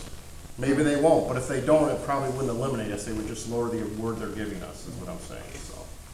My feeling is stay with the 30. Okay, Mr. Anderson says 30, what do you think, Mr. Rickstrom? Yes. 30? 30. Okay, we're all in agreement for the most part, so we'll stay with 30 on that. All right. So then you need a motion on this. I need a motion, I guess we should do them separately. First, can I have a motion that I can apply for the McHenry County Senior Grant, 2020 Senior Grant funding? With that provision. With the caveat that Mr. Militello wants, that you want put in there. I'll make that motion. Okay, motion by Mr. Wojcicki. Seconded. Seconded by Mr. Rickstrom. Mr. Anderson? Yes. Mr. Rickstrom? Yes. Mr. Adams, yes. Mr. Wojcicki? Yes. Mr. Vera? Yes. Okay, all yeses. Same thing for the next, number E is the grant for the Northeastern Illinois Area on Aging Transportation. That is federal money. Again, I need a motion that you would allow me to apply for it with the caveat that Mr. Militello will put in the contract, and I will make sure he looks over it before I submit it. I'll make the motion. Okay, again. motion by Mr. Wojcicki. Do we have a second to that motion? No second. Seconded by Mr. Rakestraw. Again, roll call vote. Mr. Adams, yes. Mr. Wojcicki? Yes. Mr. Veer? Yes. Mr. Rakestraw? Yes. And Mr. Anderson? Yes. Okay, it passes, okay. Thank you, gentlemen. I don't know that we had any old business. Do we have any to discuss tonight, gentlemen, that I haven't listed? Well, with this Senior Express handout that the township's giving out, Yes, I did that today. And oh, I'm sorry, you're talking about that, okay, yes. it seems they have wrong information on it, according to the McRide program. The McRide program is a different, Yeah, is that our information? This is the Senior Express, and Okay. it says you can also do the PACE thing, Right. but they really start from 6 a.m. That's not us, that would be PACE. Right, Right, but they start at 6. they do. We're telling them that it starts at 6:30. Oh, you're saying it starts at 6, I don't know that. Where did you get that information? I have no idea. From the website. Okay, let me check that out and we can, we will clarify that if that's correct. It also says that this PACE program, the McBride program, is just Monday through Friday. You are correct, that is no longer current, that is an old brochure, it is now Monday through Sunday. You're absolutely right, we will correct those brochures. And the dollar donation it's now a $2 donation. Yes, it is, and it is now too, so we need to update that brochure, thank you, Mr. Roof, for pointing it out. We will do so. And yes, just a point of information, the bus fare did go up to $2 a donation as of the first of this month. And I'm happy to report that 98% of the people are paying the $2, okay? And also you're stopping the Sundays, right? We're stopping Sundays at the end of June, that's the plan, okay? 99%. Okay, I shouldn't have used the percentage. The majority are paying the $2 fee. You know what he Because says. the last, You know what he meant, Steve. no, the last time it was about 60%, I think.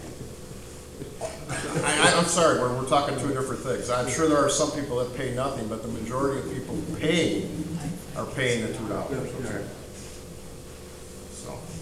99% of that. There we go, thank you. That's good, right. All right. Any other old business? 31%. Well, on this sheet, Yes. it's dated 8 May 19, Mchenry Township Senior Transportation. Yes, I did. Cost I Program. believe I did that one today, because you were asking for an update again, if I remember.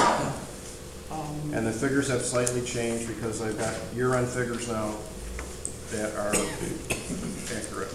There doesn't seem to be any workman's comp. Workman's comp is included in employee salaries and personal wages and all benefits. Well, it's not a wage, and it's not a benefit. It's just it's Okay. a separate insurance charge. All right, well, it is included in there, Steve.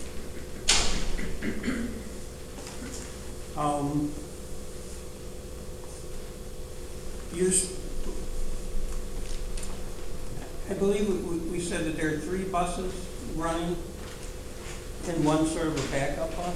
No, actually, we have 4 buses. Sometimes there's 3 running. Sometimes on busy days, there's 4 running. And we have a 5th backup van at this point in time. Well, I have a hard time understanding the fuel costs, because according to that $20,048 for the year, for 3 or 4 buses, however it works out, that comes out to about $394 a week on fuel. Which would mean that since we're getting supposedly 19 miles a gallon on the bus. Okay, first of all, you mentioned 19 miles a gallon last meeting, and I kind of went along with you, but we do not get 19 miles a gallon. We get about 9 to 10 to 11 miles a gallon. Right, well, that's far more believable. Okay. Okay. But it doesn't jive. Well, I'm telling you, those are our fuel costs, Steve. If you would like to come to my office with all those sheets I gave you, or I'll pull out all the sheets that I have, and we keep track of the fuel. But you can just do the math yourself. That means they're going 20 miles a day. Because they're running 5 days a week, right? They're running 5 days a week, yes. So something is incredibly off here in how much it really costs. I'm telling you, that is our fuel cost. We track them very, very. Well, I don't know what to tell you. Well, I guess we're having a disagreement over what is and isn't. So I would be happy to make another spreadsheet with all the fuel that we've used and the expenses for that. And those are the numbers that I have for that. Now, I don't know that they would be, but I'd be happy to look at it again. Those are the recorded numbers I have. Okay. And I still question the insurance. That means it costs $250 for all the liability of a bus for an entire year. I think the answer to that, Steve, is it's a mutual policy for the entire township, and they don't consider that a huge liability for us, I guess.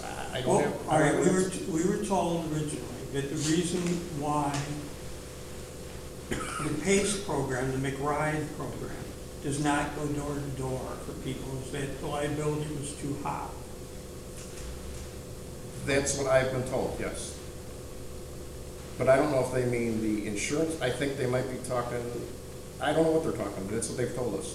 Well, I know Mr. Militello went to check out the policy limits and all that. But I'm wondering if Torma actually knows that you're doing door to door on a certain number of rides. Yes, they do.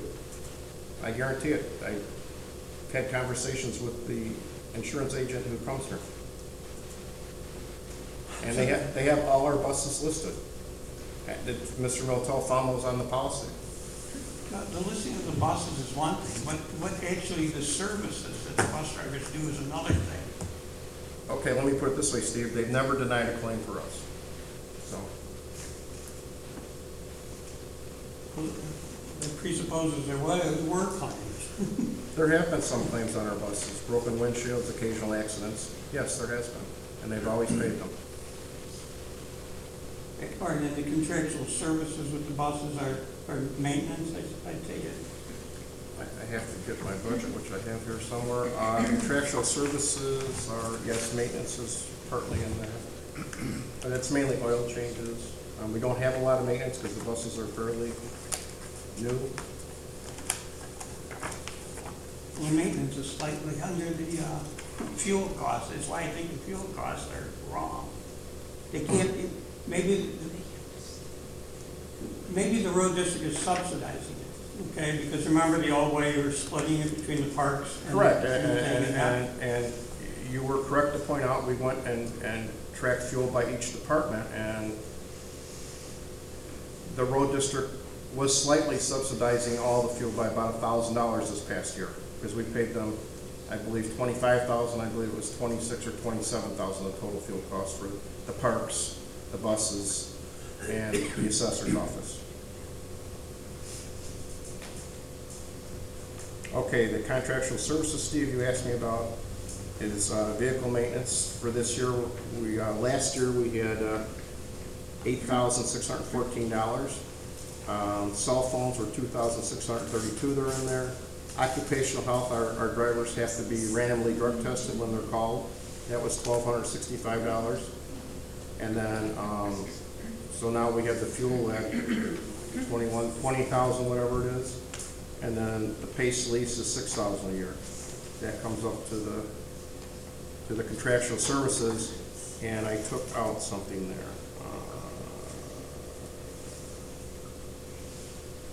I subtracted the fuel costs from the contractual services and put them on their own line. That's the difference there. And then, as this board did point out, I didn't have my time in there, and I figured I approximately spent 40 hours a year doing grants and reporting, and that is my time with benefits.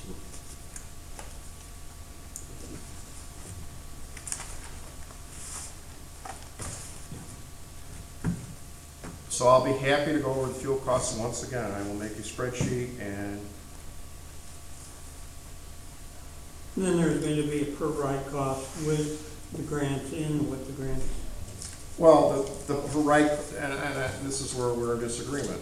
If we are getting grants, yes, I should include my time, the cost to administer those grants. So I've done that. But after that, that is money, revenue coming to us. So I don't see how that is a cost.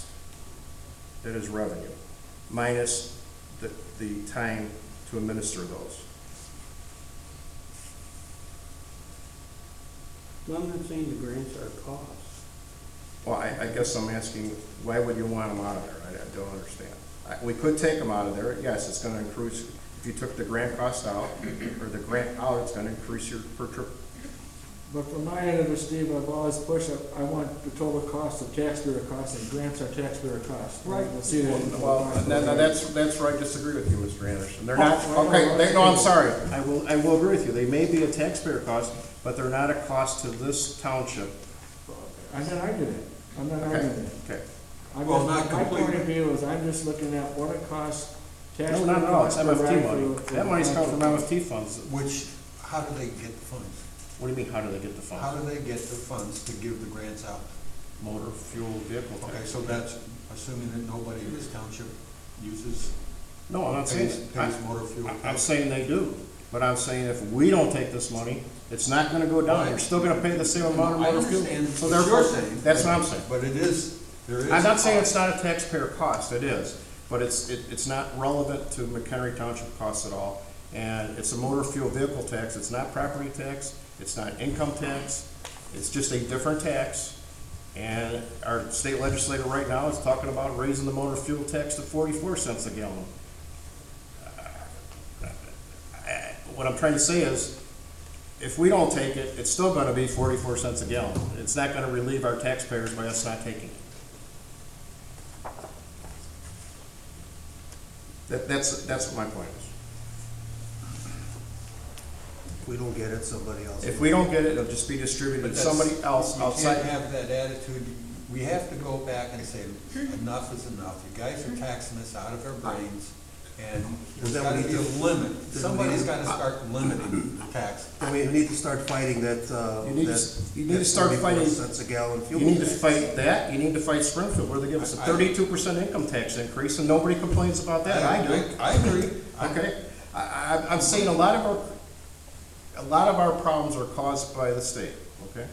And the only solution that they know is to raise taxes. And I'll go on record saying this, look at what's going on right now. We're gonna spend more money at the state and get in more revenue, but we'll never catch up because we keep spending more money. And then people leave and actually just walk out of their houses, which causes reduction in property values, and everybody loses, except the politicians. Okay, I wouldn't disagree with you. Here's what my take is. We all know that schools are the biggest cost of our property taxes, okay? If the state, which they probably can't now, would get their pension act together, they'd have all kinds of money that they could put at the schools so we wouldn't have our property taxes so high. But they choose to do nothing about it. They're talking about kicking the can down the road again. So that's not a discussion for this township. For everybody here, please run for school board if you're a tax fighter. Anyways, I'm sorry, I got off. Let's go back on subject. I got off on a tangent, I shouldn't have. Okay. So those are the actual costs to our township, okay? The actual cost from property tax dollars, which is the only dollars that the township gets, is $189,729 to run this service.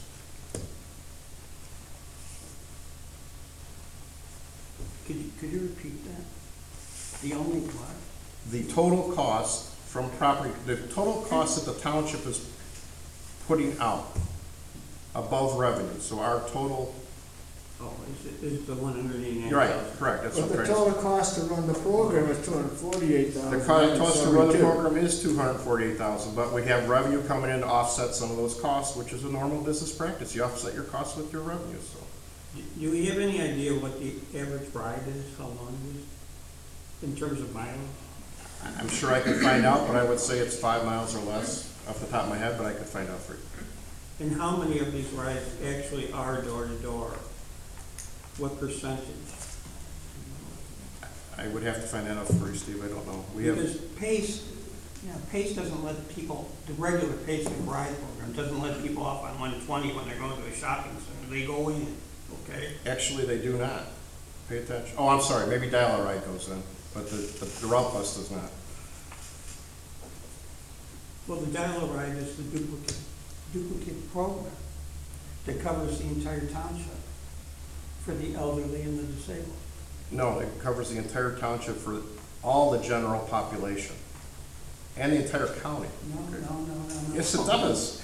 Then you got to look at the website, because the seniors and the disabled, yes, on the McBride program, can call PACE. Oh, you're talking about the McBride program. That's a different program than the PACE program. Yeah, but it's a duplicative program that Senior Express duplicates. Okay?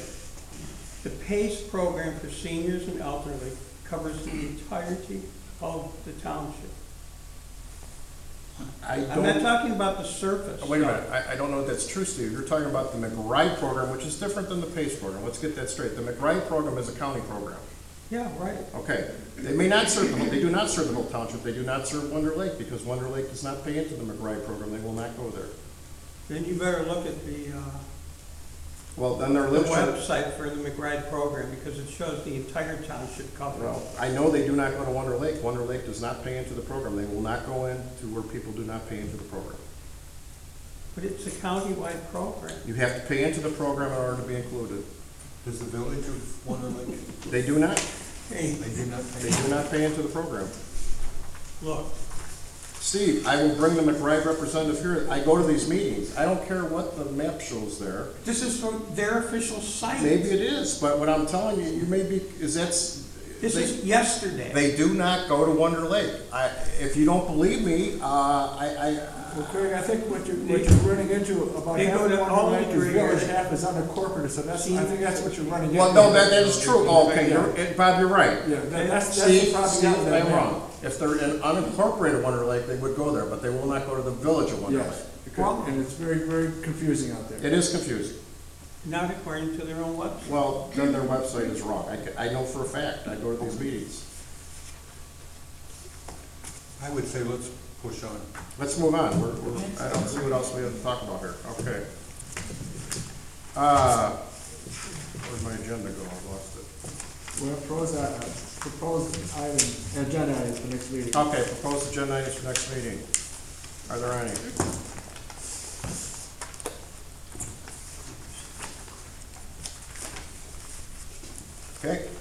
None being heard. My supervisor's report is in your packet. Clerk report, general assistance report. The general assistance report, gentlemen, I included a different report this time in your packet that is more inclusive, showing the numbers of everybody we see, where the other packet didn't really show that. In other words, it's showing people that we see, but don't go any further, which wasn't showed in the other packet. All right, if there's no questions on that, I'm gonna move on to the assessor's report.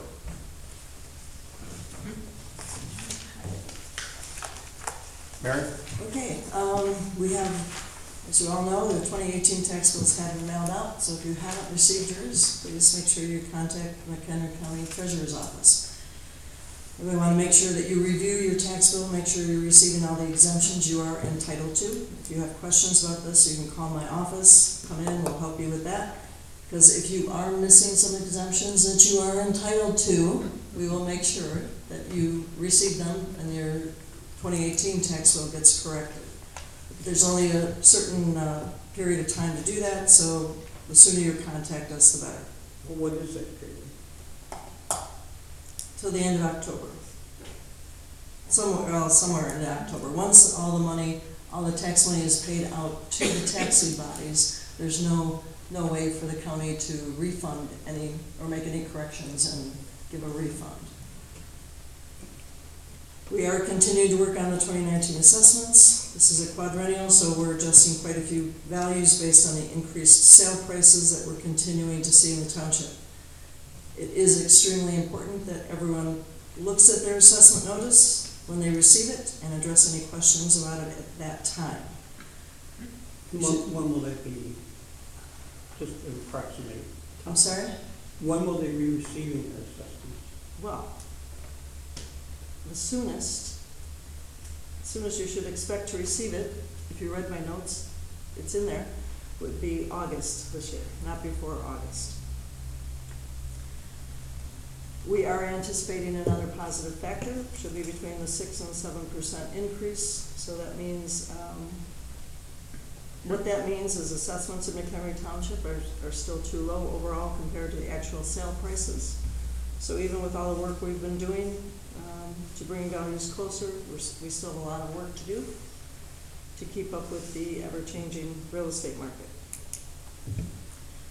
We did hold an assessment forum on Tuesday the 30th, and we actually had 10 people attend, which was different than normal. We hold those every year and rarely get anyone to attend. We did have another one scheduled for last night, but no one did attend. We do have another one coming up on Wednesday at the Senior Center.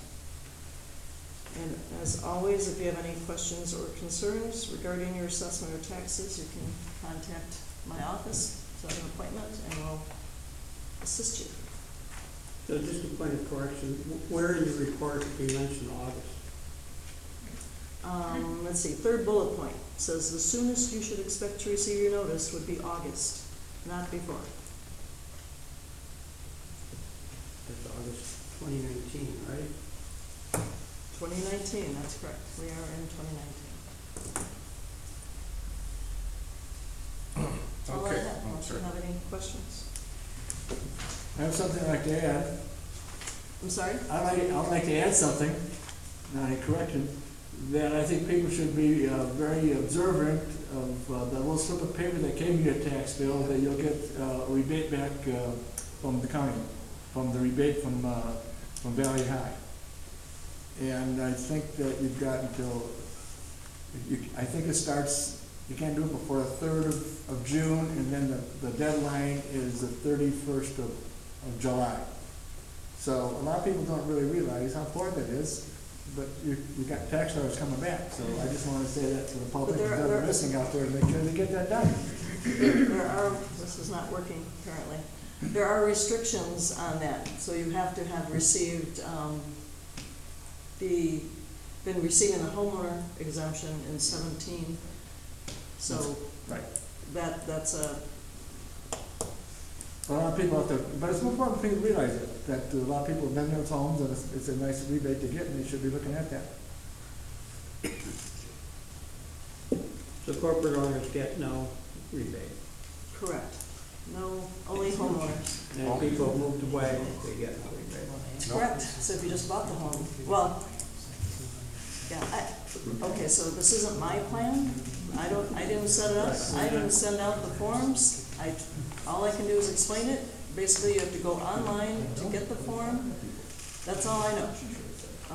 There's a little, that, what we've already talked about, but it's not that everybody is going to get it.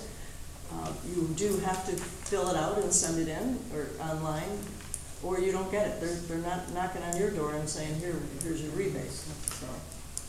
So if you don't have a computer, because there's seniors that don't have computers, they're not gonna be able to. No, you can go, if I can divide, you can go to the treasurer's office and they'll give it to you there. You can get a receipt or the form right there. If you read, it's on there. Will they mail it to you if you ask them to mail it to you? What? I would Will they think, mail you the form? Probably would. I would think they would if you call them. But they won't do anything until the 3rd of, nothing will happen until the 3rd of. You know what, I don't think Mary would have, we could, I'm just assuming, I don't know if I can, I could print the form out and have the forms here. I assume they're a blank form. That would be awesome. Okay, I don't see a problem with that. Could I get some to take to the Yes, senior we center, will. because I know there's a lot of Sure. people that don't have computers. We'll print the form out. Once it won't be available till sometime in June, okay? So then, as long as I can print it out and make copies, I'd be happy to do that for everyone. Talk to whoever you can, because a lot of people don't realize that they have an opportunity to get that. And all of a sudden, that time will go by, it gets busy, so talk to whoever you can. I'm doing it right now. And the county's making it so easy for you to get it. And they're not, I'm being facetious, they're not making it easy. You have to do it. If you don't have a computer, you have to get the form.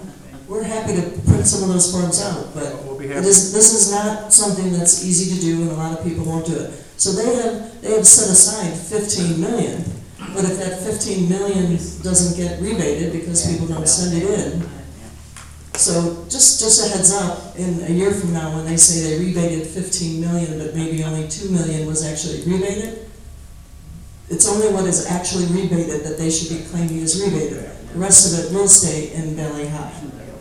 So, and it won't be, it's only 30% of what you paid into the county in 2017.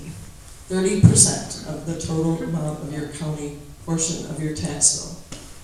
Can I have a clarification? Is that not your county tax bill, or is Valley High, or the Valley High level? No, it's the total county. Total county. The county. The site for McHenry County says the formula in order how to calculate the rebate is your 2017 property taxes paid to McHenry County Okay. over 50,543,619 times 15 million, then gives you your rebate. You don't get that often. Go after it. Okay, so it's 30% off your entire county portion. Right. Okay. Maybe that's another thing to put online for the township. Well, we'd be happy to put a link online. It's not a problem. Quite honestly, you should be, I don't mind answering the questions, but this is a county board issue. They set it up, the treasurer's in charge of it. They should be answering these questions. I'm answering a lot of questions, happy to answer them, but the reality is they're not making it very easy for anyone to understand. We've already, in 4 days, We've probably had 50 questions already on this. It's just, All I'm it's saying not is easy you to brought up the understand. meeting here, it has been. Okay, we brought it up, and so we'll move forward then. Anything else? For the assessor, no? Okay. Highway Commissioner's not here. I believe there was a report in your packet, I believe. All right, gentlemen, we're going to, if we can skip, just finish off the agenda here so people can go home before we go to executive session. I want to move on to, are there any board member comments at this time? I have one. Okay. I know I brought up a long time ago about public comments and member comments, and I was at the McHenry County Finance Audit Committee meeting this morning. Okay. And I brought their agenda. They only have one public comment. I don't think we need more than one public comment for the meeting. I think there could be someone, they have public comment at the first part of their meeting. Okay. And they also have members' comment there. But, and I just bring up from my point of view here, I know at Harrison School it's only one, and somehow we got in for two public comments, but I don't think there's any need for it. I think there could be discussion where you want to place on the agenda.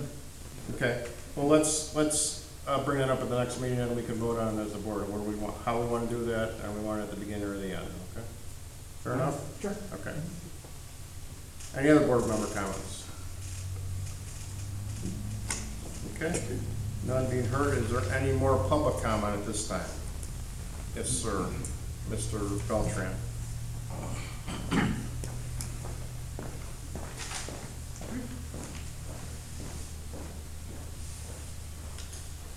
I know you get tired of hearing from Robert Beltran, 2814 Brenner Road, McHenry, Illinois.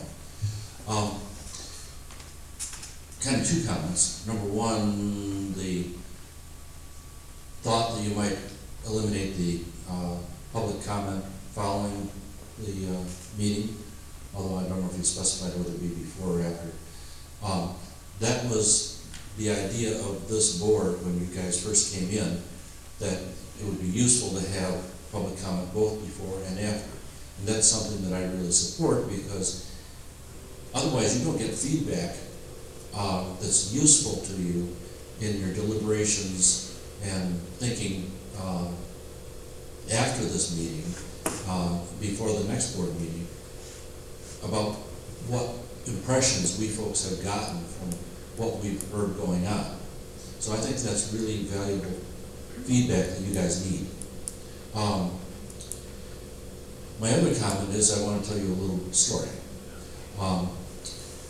I went to McDonald's the other day and sat down near the TV because I like to watch the news. Sitting close to me was a young woman who was, you might say, somewhat mentally challenged, but a very sweet, kind, cheerful young lady. And she said, she started telling me about her job. She has a job working at Meijer, and without getting into too much detail, she was very proud of the work that she did there. But she said she rides the township bus. She said, "Do you know about the township bus?" And I said, "Yes, I do." Well, she said, "I get to ride that to work every day, and once in a while I ride it first to McDonald's because I like to get a breakfast sandwich before I go to work, and they're raising the price, so I wanted to be able to do this before the end of the month, and because I might not be able to afford to go anymore." Well, she apparently wasn't aware or was too proud to not make the donation. She may not have been aware she didn't have to make the donation, but she was going to continue to ride the bus and make the full donation. But it was going to constrain her financially. So if you think that that little bit of money doesn't impact people, there are people that it does impact. Now, if you do away with the bus altogether, I don't know how this young woman is going to get to and from her job. And this is a very challenged young lady, but very high-spirited and wanting to live and participate in her community the way that we all want people to do. And if we make it more difficult for people like this to do that, some of them are going to drop out and become more of a burden to society than they are now, and then they'll be looking for assistance. And I know some people don't like to give assistance to anyone who isn't working, so just putting that out there, that there are ramifications down the road if you take away the bus service. Okay, thank you. Mr. John, one of the... John Credo, 1404 Park, McHenry, Illinois, of course. And that goes, going to relate to the park. Then the 530 whatever call take over the parks. When I was in the park advisory like 15 years ago, we brought up the fact to put the advertising down the fence. And back then it came up, we couldn't do it. But listening to you gentlemen talk, what I think we probably should do is eliminate township people taking care of it in their park, and let the people that are running the 530 do the grooming, cutting the grass, etc., etc. So you might reduce the job, but let them take care of their own fields. Thank you. Okay, thank you. Any other public comment? Mary? So Mary Nahidi, 207 North Creekside Trail in Mchenry. At the April 29th budget meeting, Trustee Baird made disparaging remarks about my staff that were not true. He had no basis for it and had nothing to do with the budget being discussed.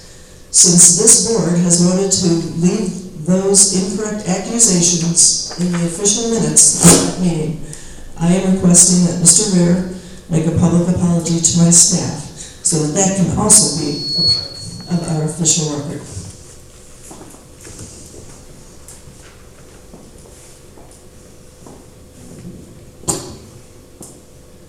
I request that Mary Mahady apologize to my wife for what her staff members said and did on our property. And what, to some kind of an intimidatory move on her part. Steve, move back from the... To pressure me into granting more money for the assessor's office to lay off, okay? I find it very intriguing. Now, she's never said that she even bothered to talk to these people. She confronted me and said we were idiots. She lambasted the board members as idiots, quote unquote, and left the budgetary workshop. But she didn't even bother. She confronts me in the hall and said that my people said they didn't talk to anybody at the residence. But did she bother to even talk to the so-called employees that went there? No. So, if there's an apology to be made, it's from her office. Every taxpayer has a right to be treated fairly and with dignity by people of her staff. When they make comments, as were made to my wife by 2 employees, there's something wrong with the picture. Something very wrong. And it's disgusting that a public official throws away all decorum, calls every member of this board idiots. And I think the apology should be made, Mary.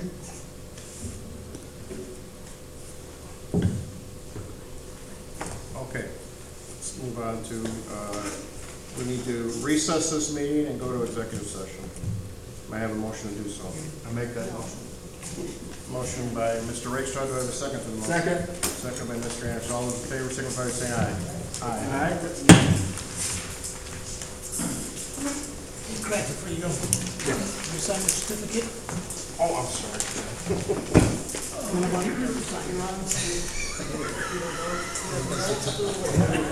I did speak to this. I don't have a complaint form. It's called, you have a complaint, you come to me. You don't make incorrect accusations in a public forum. You weren't there. You weren't there. No, but I did. You weren't there. I did touch myself. I did not. You're not going to. You are. You're the person who's at that. We have alone. The person who was at that house. So was not that they told my staff that she was not the owner of the property. She said she was not the owner of the property. I did not answer any questions because she was afraid to. Unlike you are.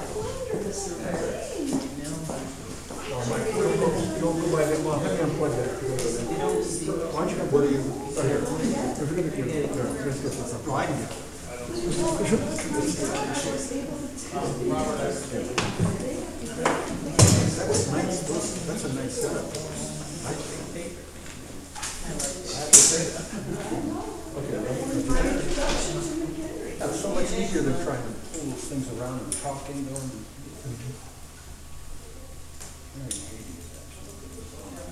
You know, she called us idiots. I don't think that will fly the right, but she wants to call it not.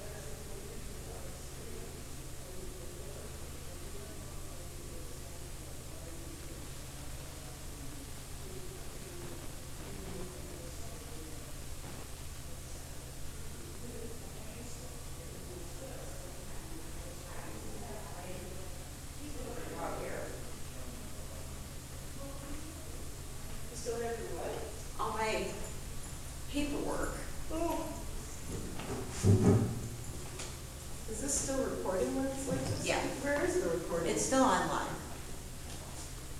Still online.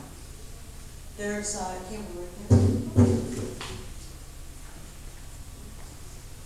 Well, I don't know. I might as well take my chair there now. Yep. Well, that's the other part of the screen.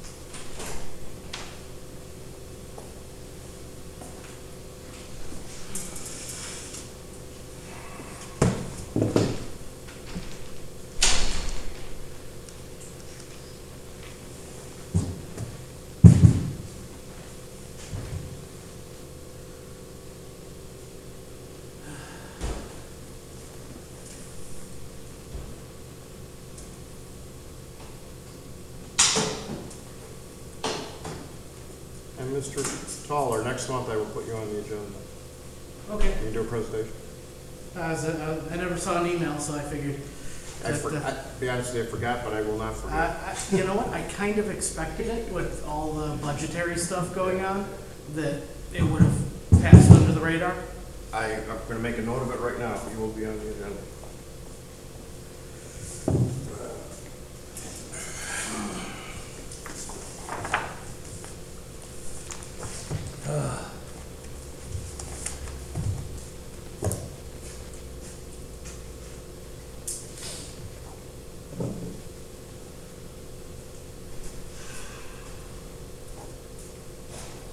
I don't think you guys ever mentioned why you went into executive session. For business matters. It's on the agenda.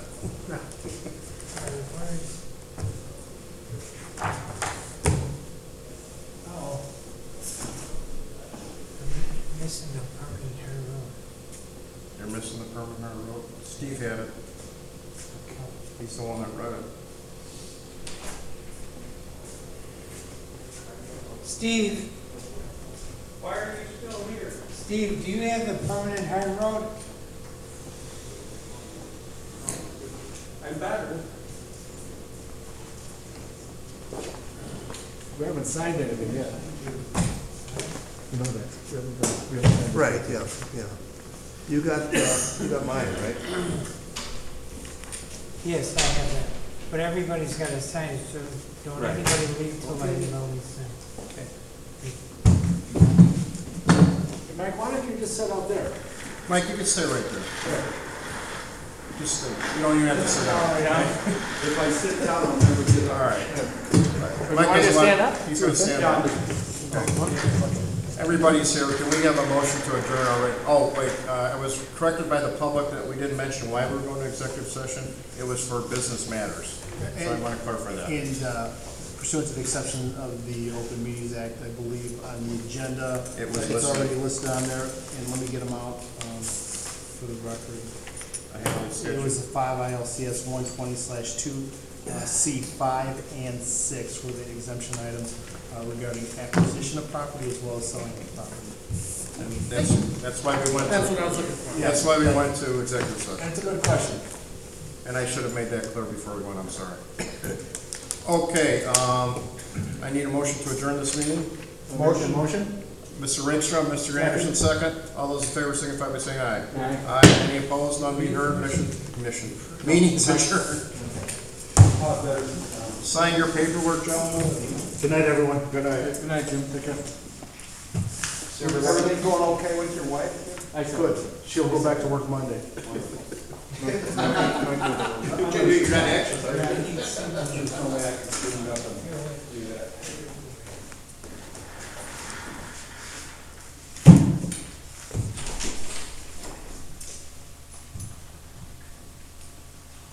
That's nice that you got a little award too.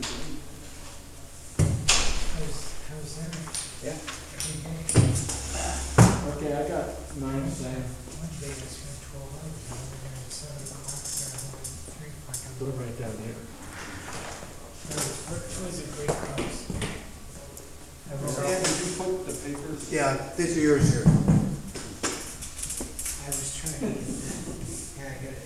No, it's just, I don't want to sign this. No. Who's got all the folders? People keep taking stuff. Hey. Maybe I didn't find it. Steve, would you grab my computer and all that paperwork that's there, and just stick it in there? Yeah. Okay, we're still missing somebody here. Yeah, Mike. And here too. All right, so I'll get the car, okay? Okay, Mike's got to sign these. Right? Okay, yeah, I got it. Bring it up. And did you sign the one that I had? Yeah. He's got it signed. You know how bad it is. What? It's just, Oh, yeah. Well, actually, The drugs are starting to take a wow, they're really painful. yeah, antibiotics, but taking, 3, extra state, extra, every, take 3 of those. There's a lady out there. It almost feels like it's going to my throat. Yeah, like, My son's brother, he told me about how they put that together and come down and they use it to get the tax bills, they use this stuff around. To me, the biggest turning point in America is this: if somebody drowns, and makes a loss, it's a responsible mistake that we, it's a dangerous piece of property. But we'll see. That was when Healthy Animals was here. Oh, yeah, I know that. And I would be all of them really nasty. Gravity. You're growing in the gym. Some of the ones that these are growing. Growing. oh, I like it. Very good, most of the time. Property here, you have like, Just sometimes it's very frustrating, but you everything. can get all the people, try to get them right. Thank you. You're free to go. It gets to 60, and who did you say, Jerry? We don't care. Yeah. It was our idea to have Mike's and he, Mike, or Terry, he's a pretty cool guy. Well, that's why we're here. Very meticulous. That's what you have to do. And what's the guy's name that works with him? And sometimes it makes sense. The one who was Yeah, sitting. right. Maybe And he, we can that guy, contract it, maybe we can stop that it. guy can do. Well, exactly. He does Put back. all that tile and all All these that. people. Conference room, he did that. A different one is having. He's really good. Yeah, he's really good. What was their justification for that? All right, I gotta Take pick care of things up. conservation. Hope you're feeling better. Money. Thank you, you too. That's why I spoke out. It was just to pay wages. I mean, they didn't have an agenda. Well, that whole thing with the elected board, lots of the time, nobody knows what's going on. Nobody knows the public. That was filled up with other people. You know, so the average person is afraid to stand up. I don't even. But I told, I got him with 70,000. He gets 200. She gets 20 papers. She gets a car. The executive director of this consultation gets 200. Every component of this I just read the bill. Yeah. Read the story. Yeah, I think it's in the Herald. Yeah, right.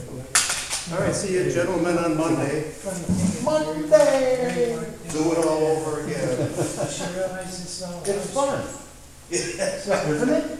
Oh, yeah, there's a ball. She is right, that never should have. Maybe should have started. I told him that after the meeting. Once it comes out and publish that, well, it's ready, right? Yeah. Whether it should have been there or not, Too they late. said it. Good night. Okay, man. Where's